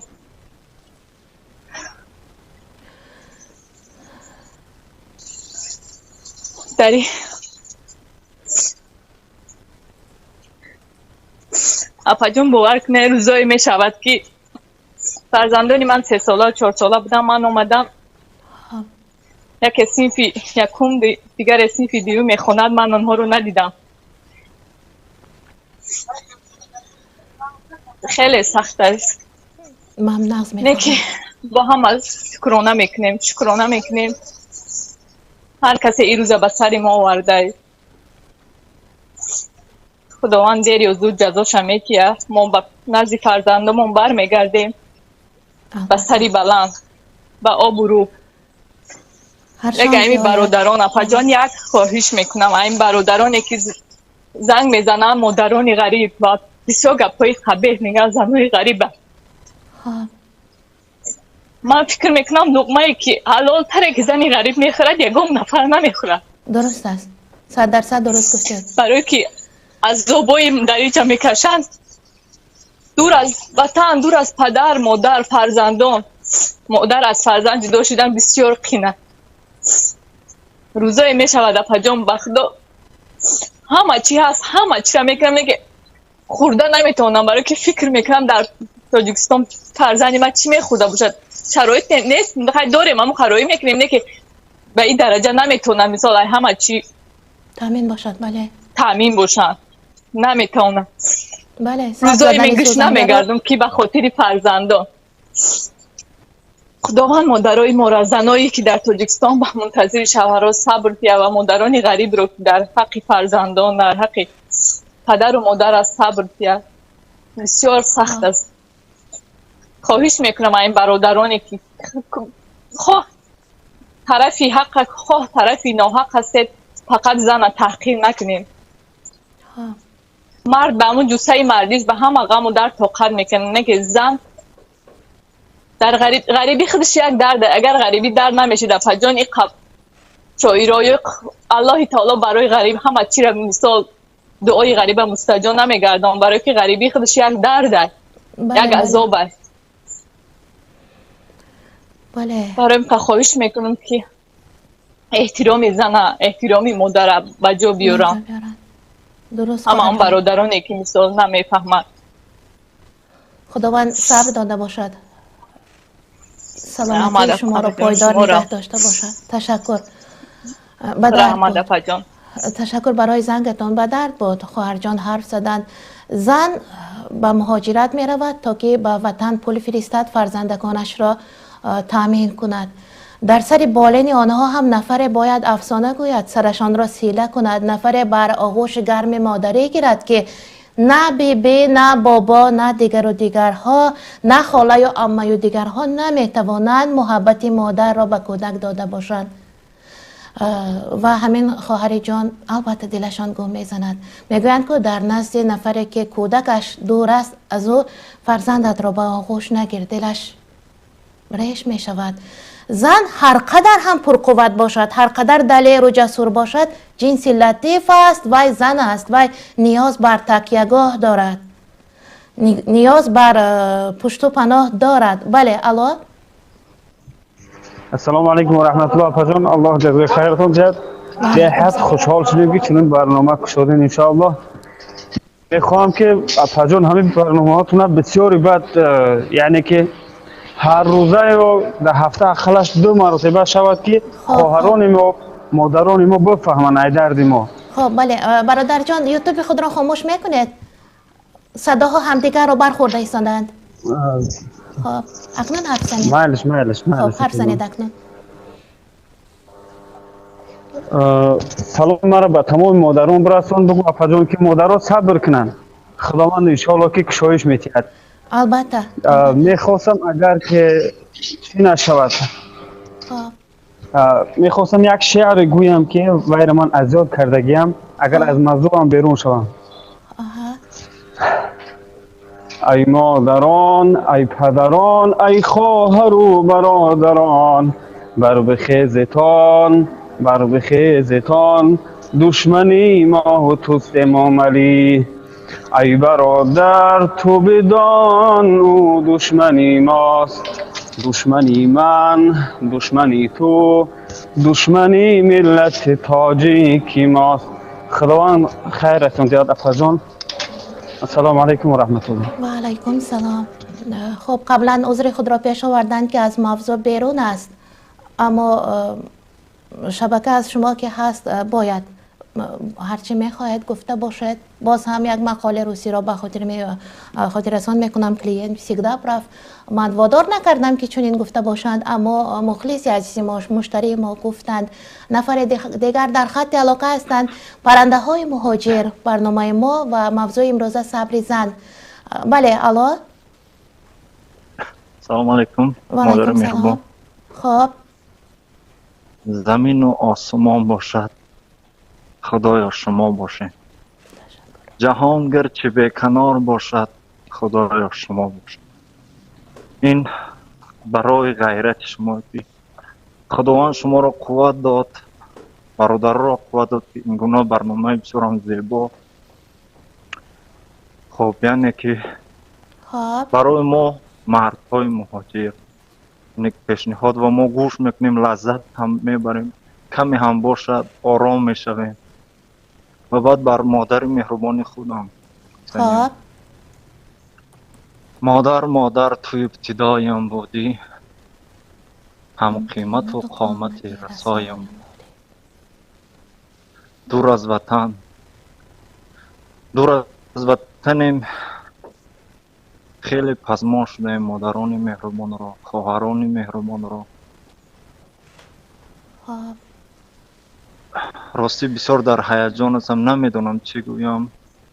واقعا احسان میگویم با آن مادران و خواهران جسوری که به این غربی میآیند، کار و فعالیت میکنند، روزی مادر پدر فرزندهای خود را رایی میکنند، در فکر پدر و مادرهای آنها خودشون هستند. یعنی باقی موفقیت در کسب کار شما. اگر امکانیت باشد برنامه را در یک هفته 2 مرتبه باشد بسیار ما خوشحال میشویم. راستی بسیار هم شاد هستیم که این گونه برنامه ها هستند. بار دویم است به فکر من تماشا میکنم. البته احساس کردم که گویا که این در تاجیکستان است. агарчи дар тоҷикистон бошад ин барнома, ман боварӣ дорам дар 2 сол тафкураи мардуми тоҷикистон хеле дар рушд меёбад, дар сатҳи як баланд меёбад. ман ин гуна эҳсос кардам аз барномаи шумо. албатта саломат бошед. وقتی که شما رو میشنوم صدای هموطن رو میشنوم حس میکنم که در تاجیکستان هستم. صدای شیرینی داره. محمد اقبال لاهوری گفته بود که اگر پری گپ زند با حرف دری گپ میزده است. زبان پری ها تاجیکی بوده است، دری فارسی بوده است و این خیلی یک بهای بلند نسبت زبان ماست. شیرین است زبانمان. من ملت های غیر را در اینجا میبینم، مثلا ازبک ها را، قرقیز و قزاق ها را میبینم. یک خواهری که عزیز ملتش را نمیگویم هرگز که نسبت ملت او به به حرمتی نشود، اما خودش میگوید که یک کمی حرف زن گوش کنم. چرا گویم؟ میگوید زبان ما به درجه زبان شما شیرین نیست، نمیفهمم تو را، اما گپ زن گوش کنم. و میگوید مелодично звучит. مелодично звучит، یعنی که وقتی تو حرف میزنی گویا موسیقی رفته ایستاده باشد. جهتی وکال، جهتی همون لینگویستیکا میگویند زبان تاجیکی زیبا بوده است. خودمان خورده گشتیم شکر را مزهش رو نمیبینیم، از بیرون اگر شنویم زبانمان در حقیقت شیرین است. قند گویی، پند گویی، ای جناب هر چی میگویی بگو. بله، نفر در خط علاقه. الو. السلام علیکم. السلام علیکم و رحمت الله و برکاته. با مادر شیردلم. و علیکم سلام دادر جان. خب به خدا من فخر میکنم که چنین مادر شیردل داریم. من فخر میکنم که چنین مادر تاجیک و ما درس انسانیت رو میآموزد. من گفتنی هستم به تمام زنهای تاجیکستان، مادران، خواهران. اولش السلام علیکم. خداوند و یار صبر جمیل عطا فرماید. همه آنها رو ما دوست می‌داریم. من بار اول است که در برنامه شما اشتراک میکنم. خیلی فخر کردم با شما. تشکر دادر جان. فخر ما هم هستم. من گفتنی هستم به برادران تاجیکمون. شما وقتی که حق یک خواهر رو، پایمالی حق یک خواهر رو میبینید، هیچ وقت خودتون رو دور نکنید. باید راست ایستید در حق او خواهر. ولی خیلی مشکل است، ما در غریبی کار میکنیم، خیلی مشکل است. دور از مادر، دور از خواهر، خیلی با ما به خدا مشکل است. ما هم آرزو میکنیم که در نزد مادرمون، در نزد خواهرامون شیفته با آنها باشیم. اما خیلی من بار اول است برای همین احساسات، اگر یگان جای خطا باشد ما را ببخشید. خطا نیست، بهترین است. گفتم که زبان تاجیکی اینقدر شیرین است که اشتباهش هم نمی نماید، درک نمی شود. من هم باری اول برآمدم دادر جان، خیلی در هیجان بودم. مرتبه دوم که هست آزاد حرف میزنم، گویا دادره که من بودید که از کودکی در یک جا به وای رسیده باشه.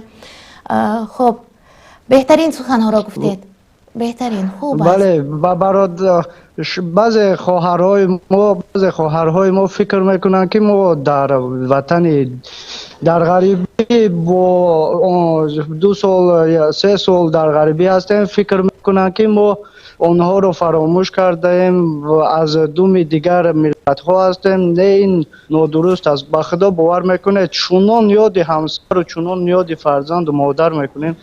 ما هم هر روز آرزو میکنیم که به وطن برگردیم. هر روز میگوییم که در نزد همسرایمون، در نزد فرزندانمون باشیم، با آنها خرسند خوشبخت باشیم. ما همین آرزو رو داریم که من به مردم تاجیکستان گفتنی هستم: مردم تاجیکستان، بیا همه یک جا، یک دست مشت باشیم و هر حقی که بر ما ناحقی شده است این را طلب کنیم. این ما باید در نسبت ناحق ترخم نباشیم. باید سرمان رو بالا گیریم و بپرسیم، بگوییم که چرا حق ما پایمال می شود، چرا номуси мо поймол мешавад. Ин бояд мо гӯем. Мо метавонем ки ватани худро обод кунем.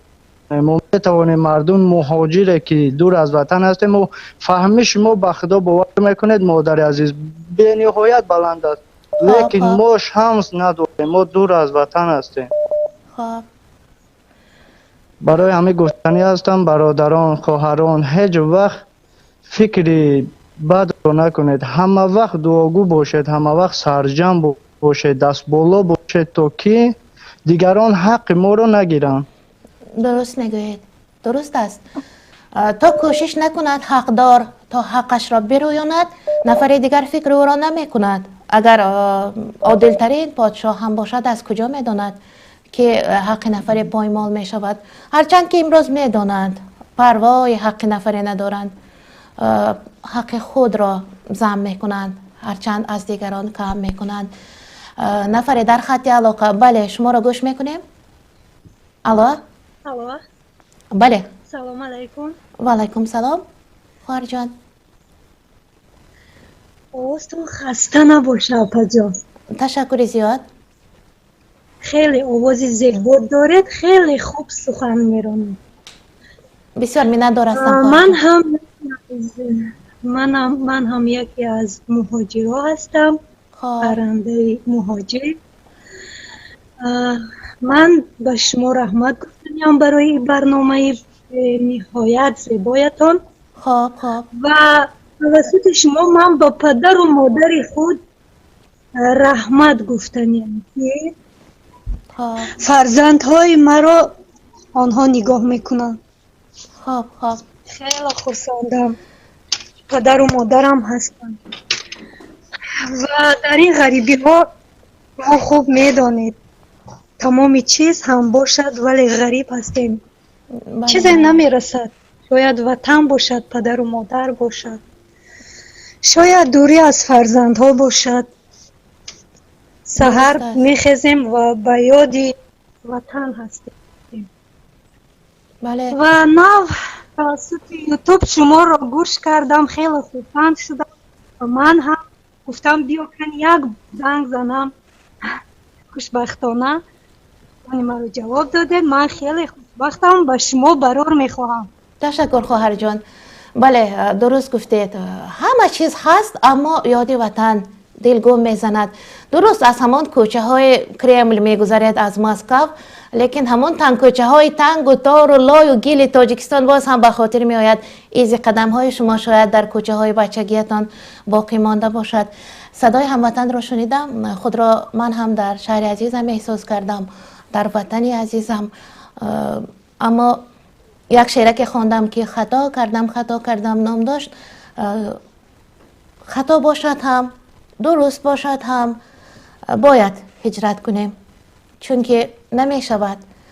یک بار دیگر خاطر رسان میکنم که پای ستون اقتصادیات وطن همین مهاجران هستند. زحمت همین هاست. دست و پاشانه خونکی های روسیه داده، به خونکی های روسیه داده زحمت کشیده کار کرده می بیایند. دلشان گم میزند که در توی دادرشان اشتراک داشته باشند، اما راه بند است.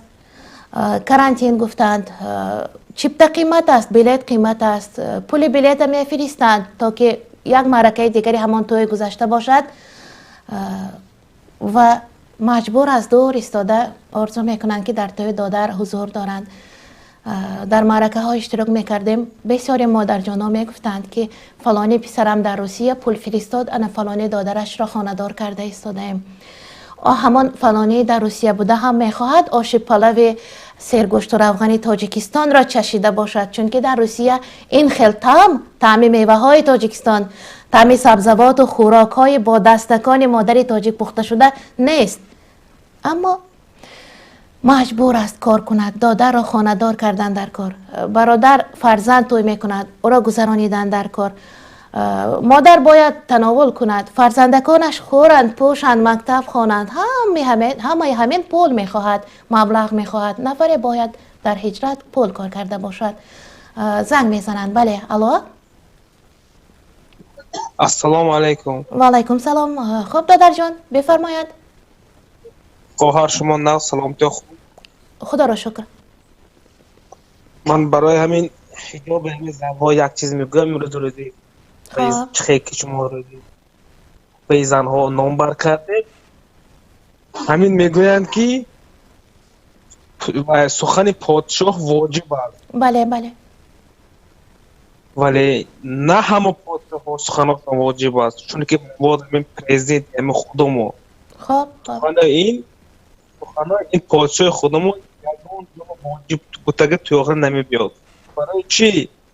برای اونکه در قرآن هم بگی پیغمبر هم بگی یک تا سخن خدا رو اگر این کار کنن یک تا سخن این خدا قانون خدا رو کار کنن اون شخص گفته میشه کافر گفته میشه.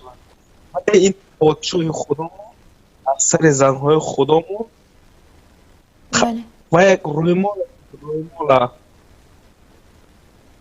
رویمولا گفت میگویم که من این سخنی پادشاه ما واجب است. سخنی پادشاه واجب بوده رویمال سر ازنم کشمی یا مسجد ها رو بندمی یا نمونم رشم خونمی.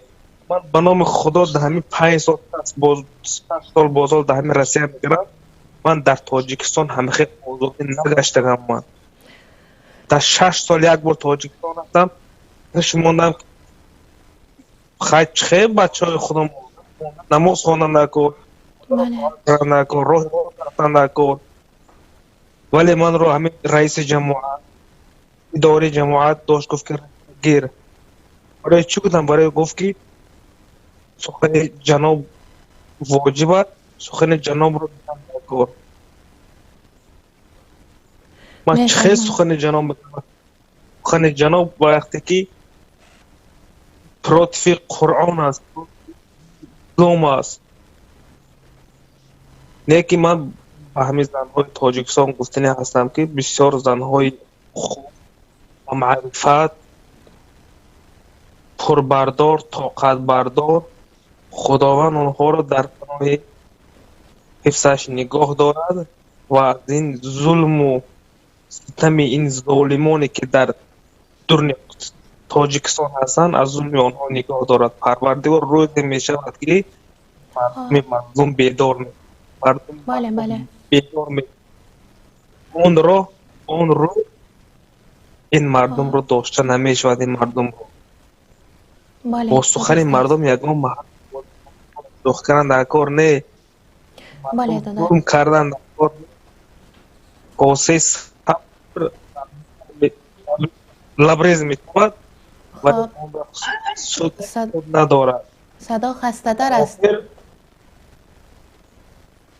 در آخر و شمایان همه خوشبختی های دنیا را تمنا دارم خد پیش. خب تشکر. صدا از چی باشد که خسته در بود؟ مشکلات تکنیکی باشد شاید. خب درست گفتند امر شه واجب اگر امر شریعت باشد پیکی افت باشد. امر شاه واجب گفتند اگر از امر خدا بیرون نباشد. بهترین حرف زدن. موضوع صبری زن است. پرنده های مهاجر برنامه و خاطر رسان میکنم هر نفری که ما را تماشا میکند همان فراموش نکنید پخش کردن اشاره لایک اشاره پسند را تا که دیگران نیز برخوردار باشند چون که برنامه پیشین را خیلی ها گفتند ما بدتر خبردار شدیم. کمک شما همین است برای ما. برای ادامه یافتن برنامه باید تکمچه لایک را تکمچه پسند آمد را پخش کنید. هر قدر که تماشابین زیاد شود همان قدر ما امکانیت دوام دادن برنامه را پیدا میکنیم. و نگفته نماند که در آغاز برنامه گفتم خیلی از استعدادهای نادر وطن در هجرت هستند. معلومات اولیدارها کم نیستند. شاعر کم نیست، نویسنده کم نیست در هجرت و همه آنها میتوانند قصه های خود را خواه آوازی باشد طریق پیام آوازی خواه نوشتار باشد فرستند. ما البته استفاده میبریم. بله الو گوش میکنم شما را. الو بله السلام علیکم. الو پرنده های مهاجر السلام علیکم. شما را گوش میکنیم. سلام علیکم آقای عزیز. و علیکم سلام.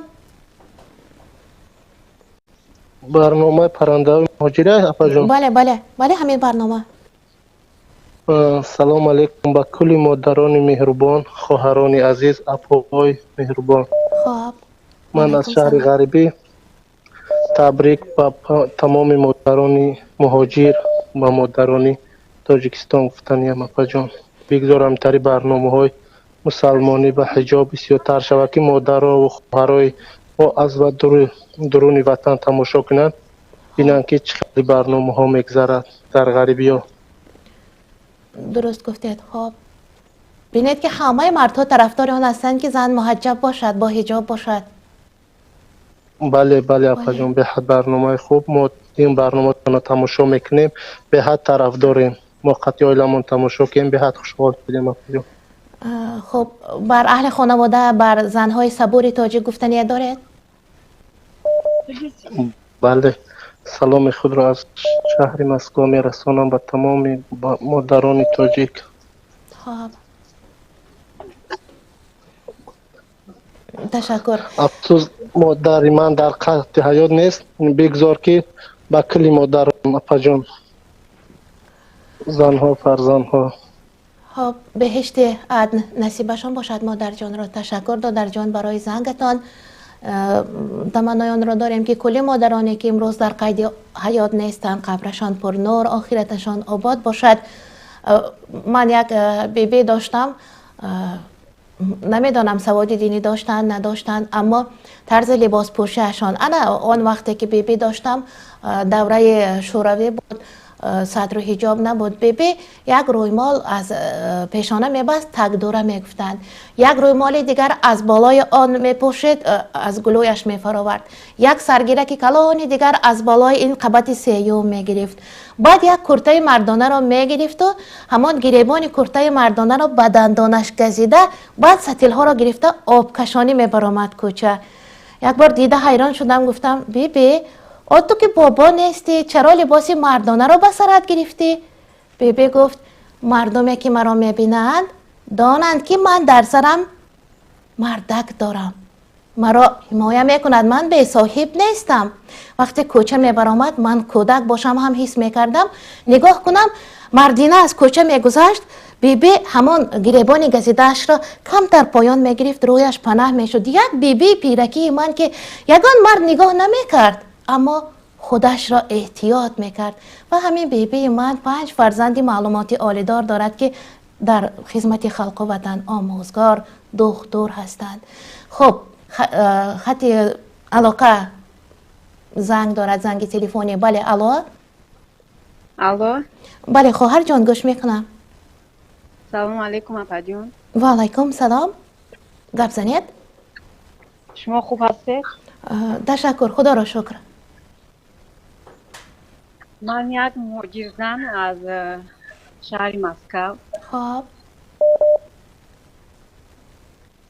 ما چند سال بود در مسکو زندگی میکردیم. حاضر باشد با یادرم مهاجر شده دیگر به اروپا بودگی. خب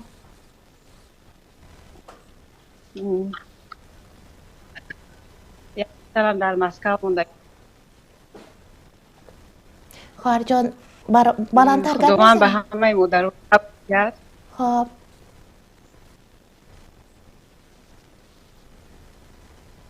تشکر. از چی باشد صدا؟ یگان گفتنی دارند خواهر جان برای مادران صبوره که در وطن امروز انتظار راه مهاجرند؟ خب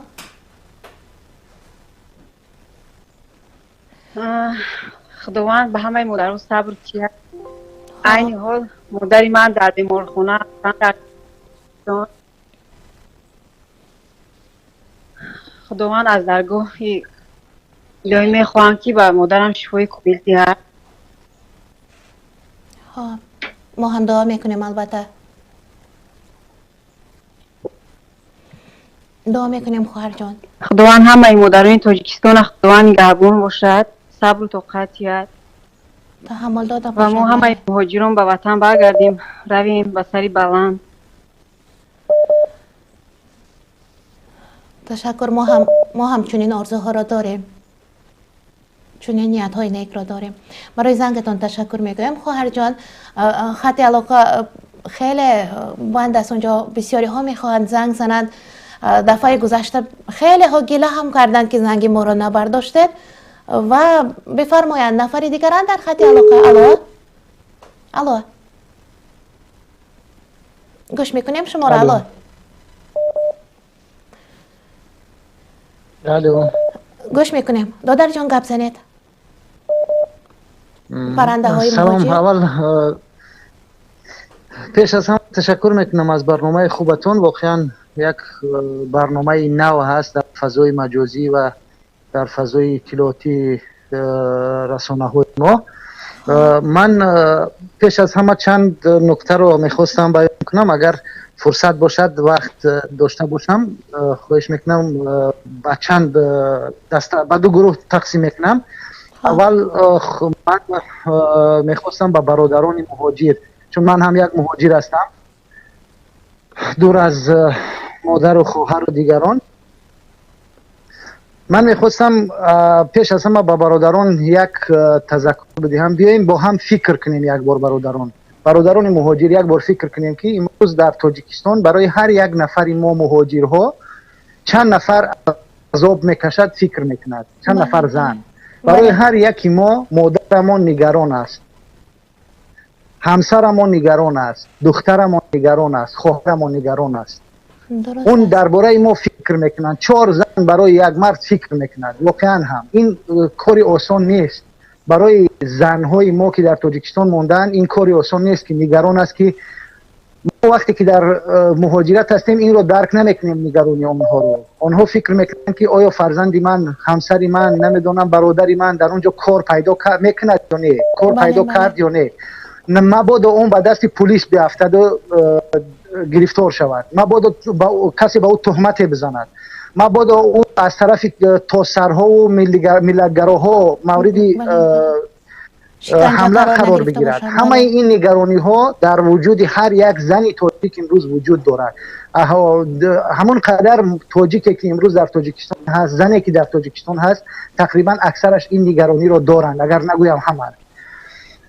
و اون برای ما فکر میکند هر یک زن. به همین خاطر برادران، من از برادران و خصوص خواهش میکنم که روی این فکر کنیم و با مادرانمون و خواهرانمون از طریق یک چیز میتوانیم ما اونها را آرام کنیم، با یک زنگ زدن.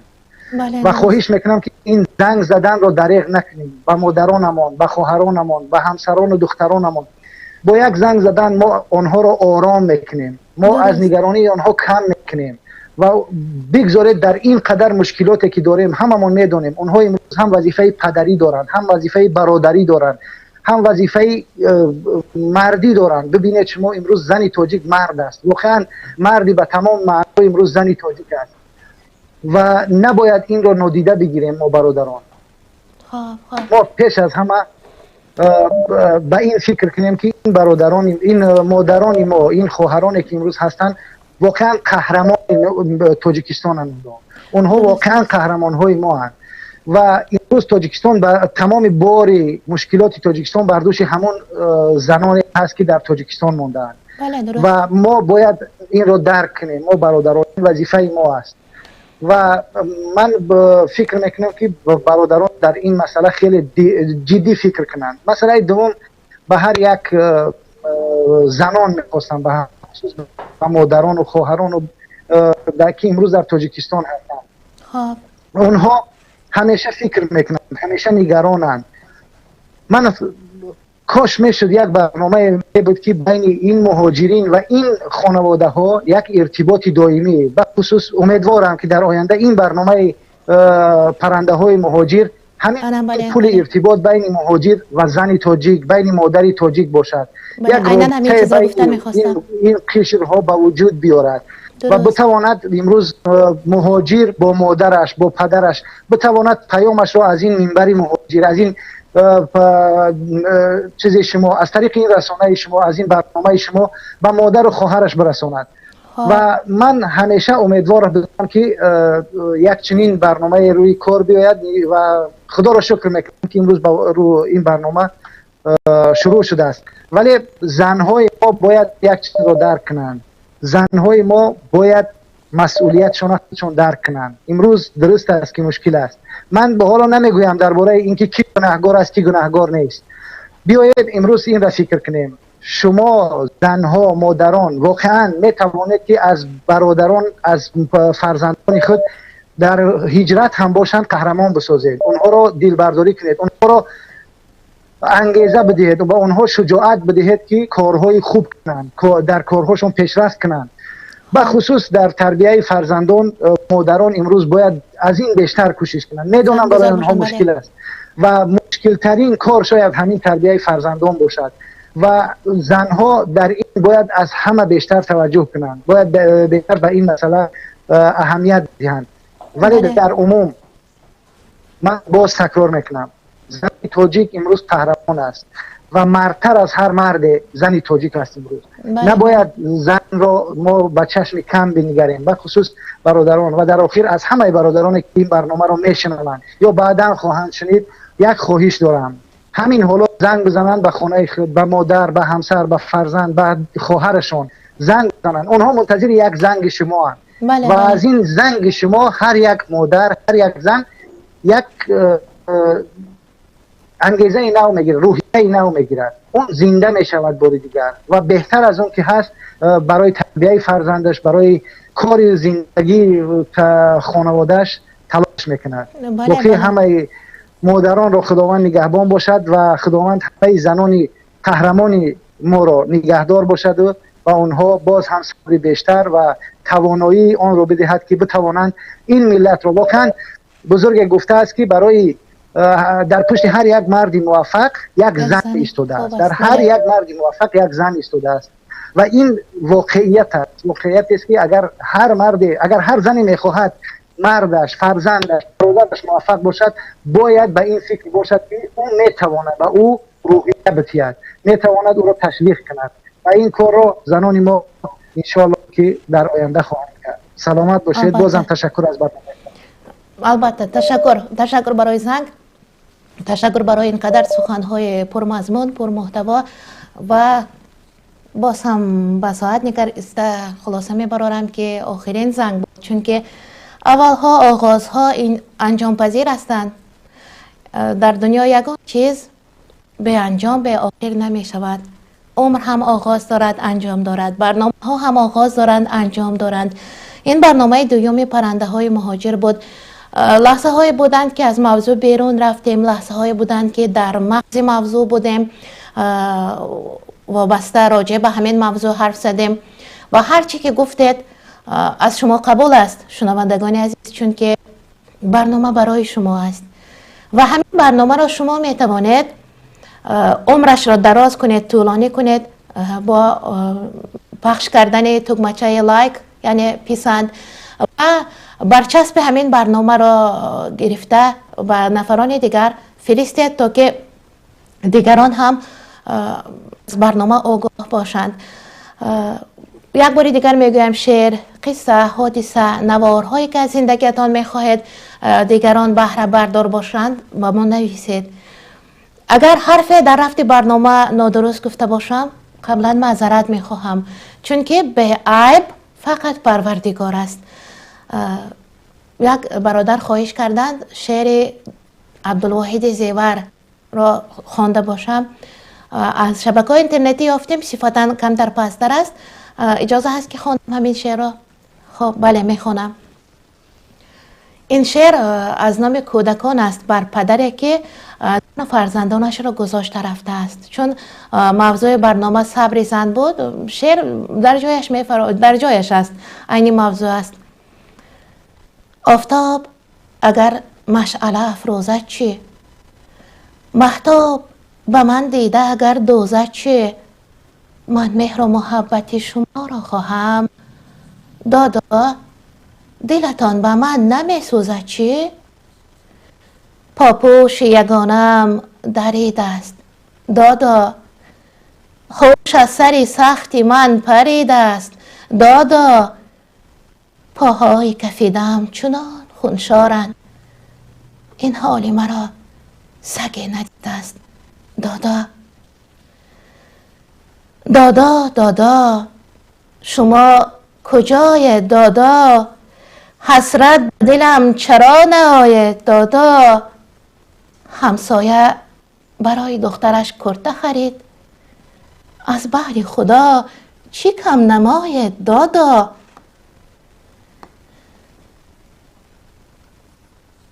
در پیش زمستان خنک است دادا، پیراهن خواهرم تنک است دادا. دادرچم امسال به مکتب نرود، محتاج به کستوم و بروک است دادا. دادا دادا شما مرا میشنوید؟ درد دل بیماری مرا میشنوید؟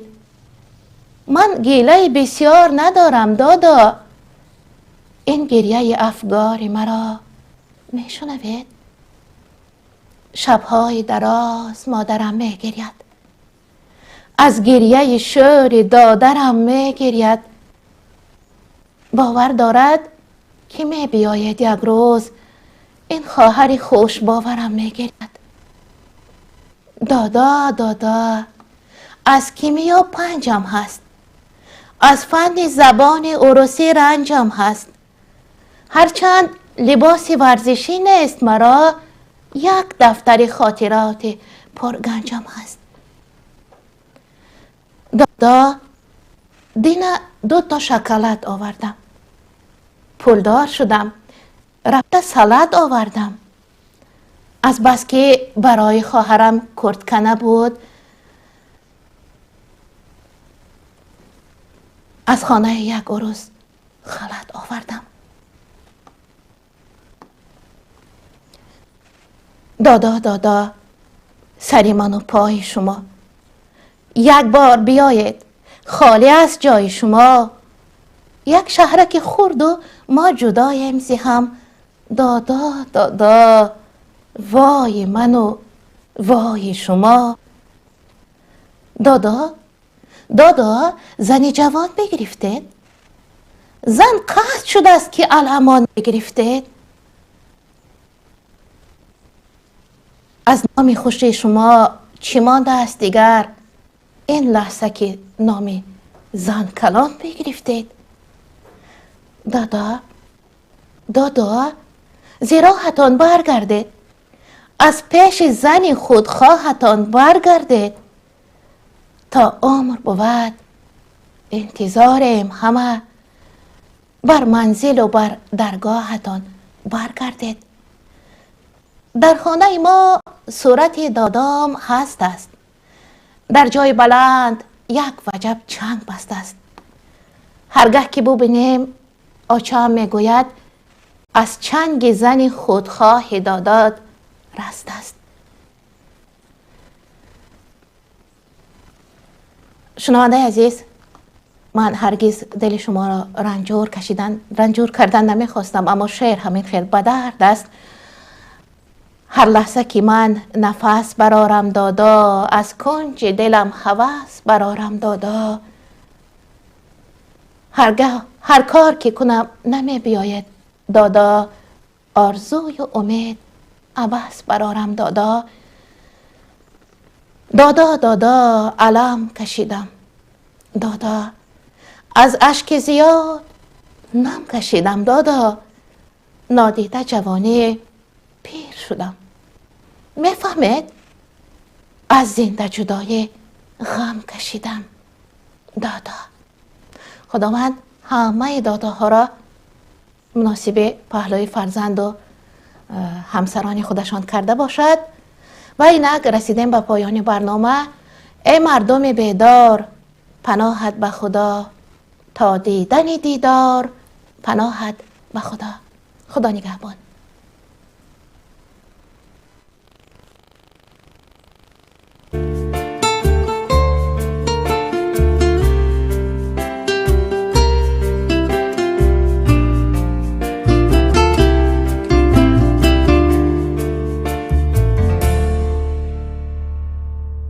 ای پرنده مهاجر سفرت سلامت اما به کجا میری عزیزم قفس تموم دنیا روی شاخه های دوری چه خوشی داره صبوری وقتی خورشیدی نباشه تا همیشه سوت و کوری میگذره روزای عمرت توی جاده های خلوت تا بخوای برگردی خونه گمیشی تو باغ قربت واسه ما فرقی نداره هر جا باشیم شب نشینیم دلخوشیم به این که شاید سحر رو یه روز ببینیم آخرش یه روزی هجرت در خونتو میکوبه تازه اون لحظه میفهمی همه آسمون غروبه آخرش یه روزی هجرت در خونتو میکوبه تازه اون لحظه میفهمی همه آسمون غروبه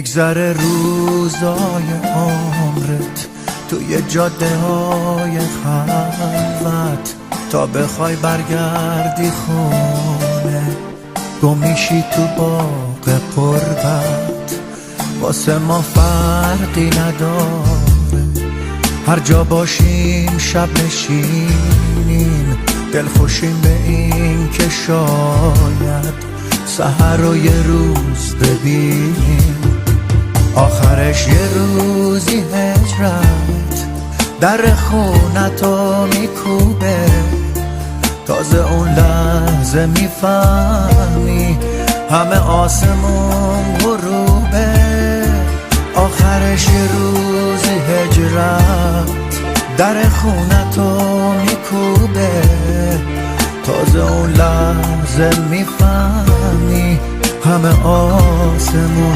غروبه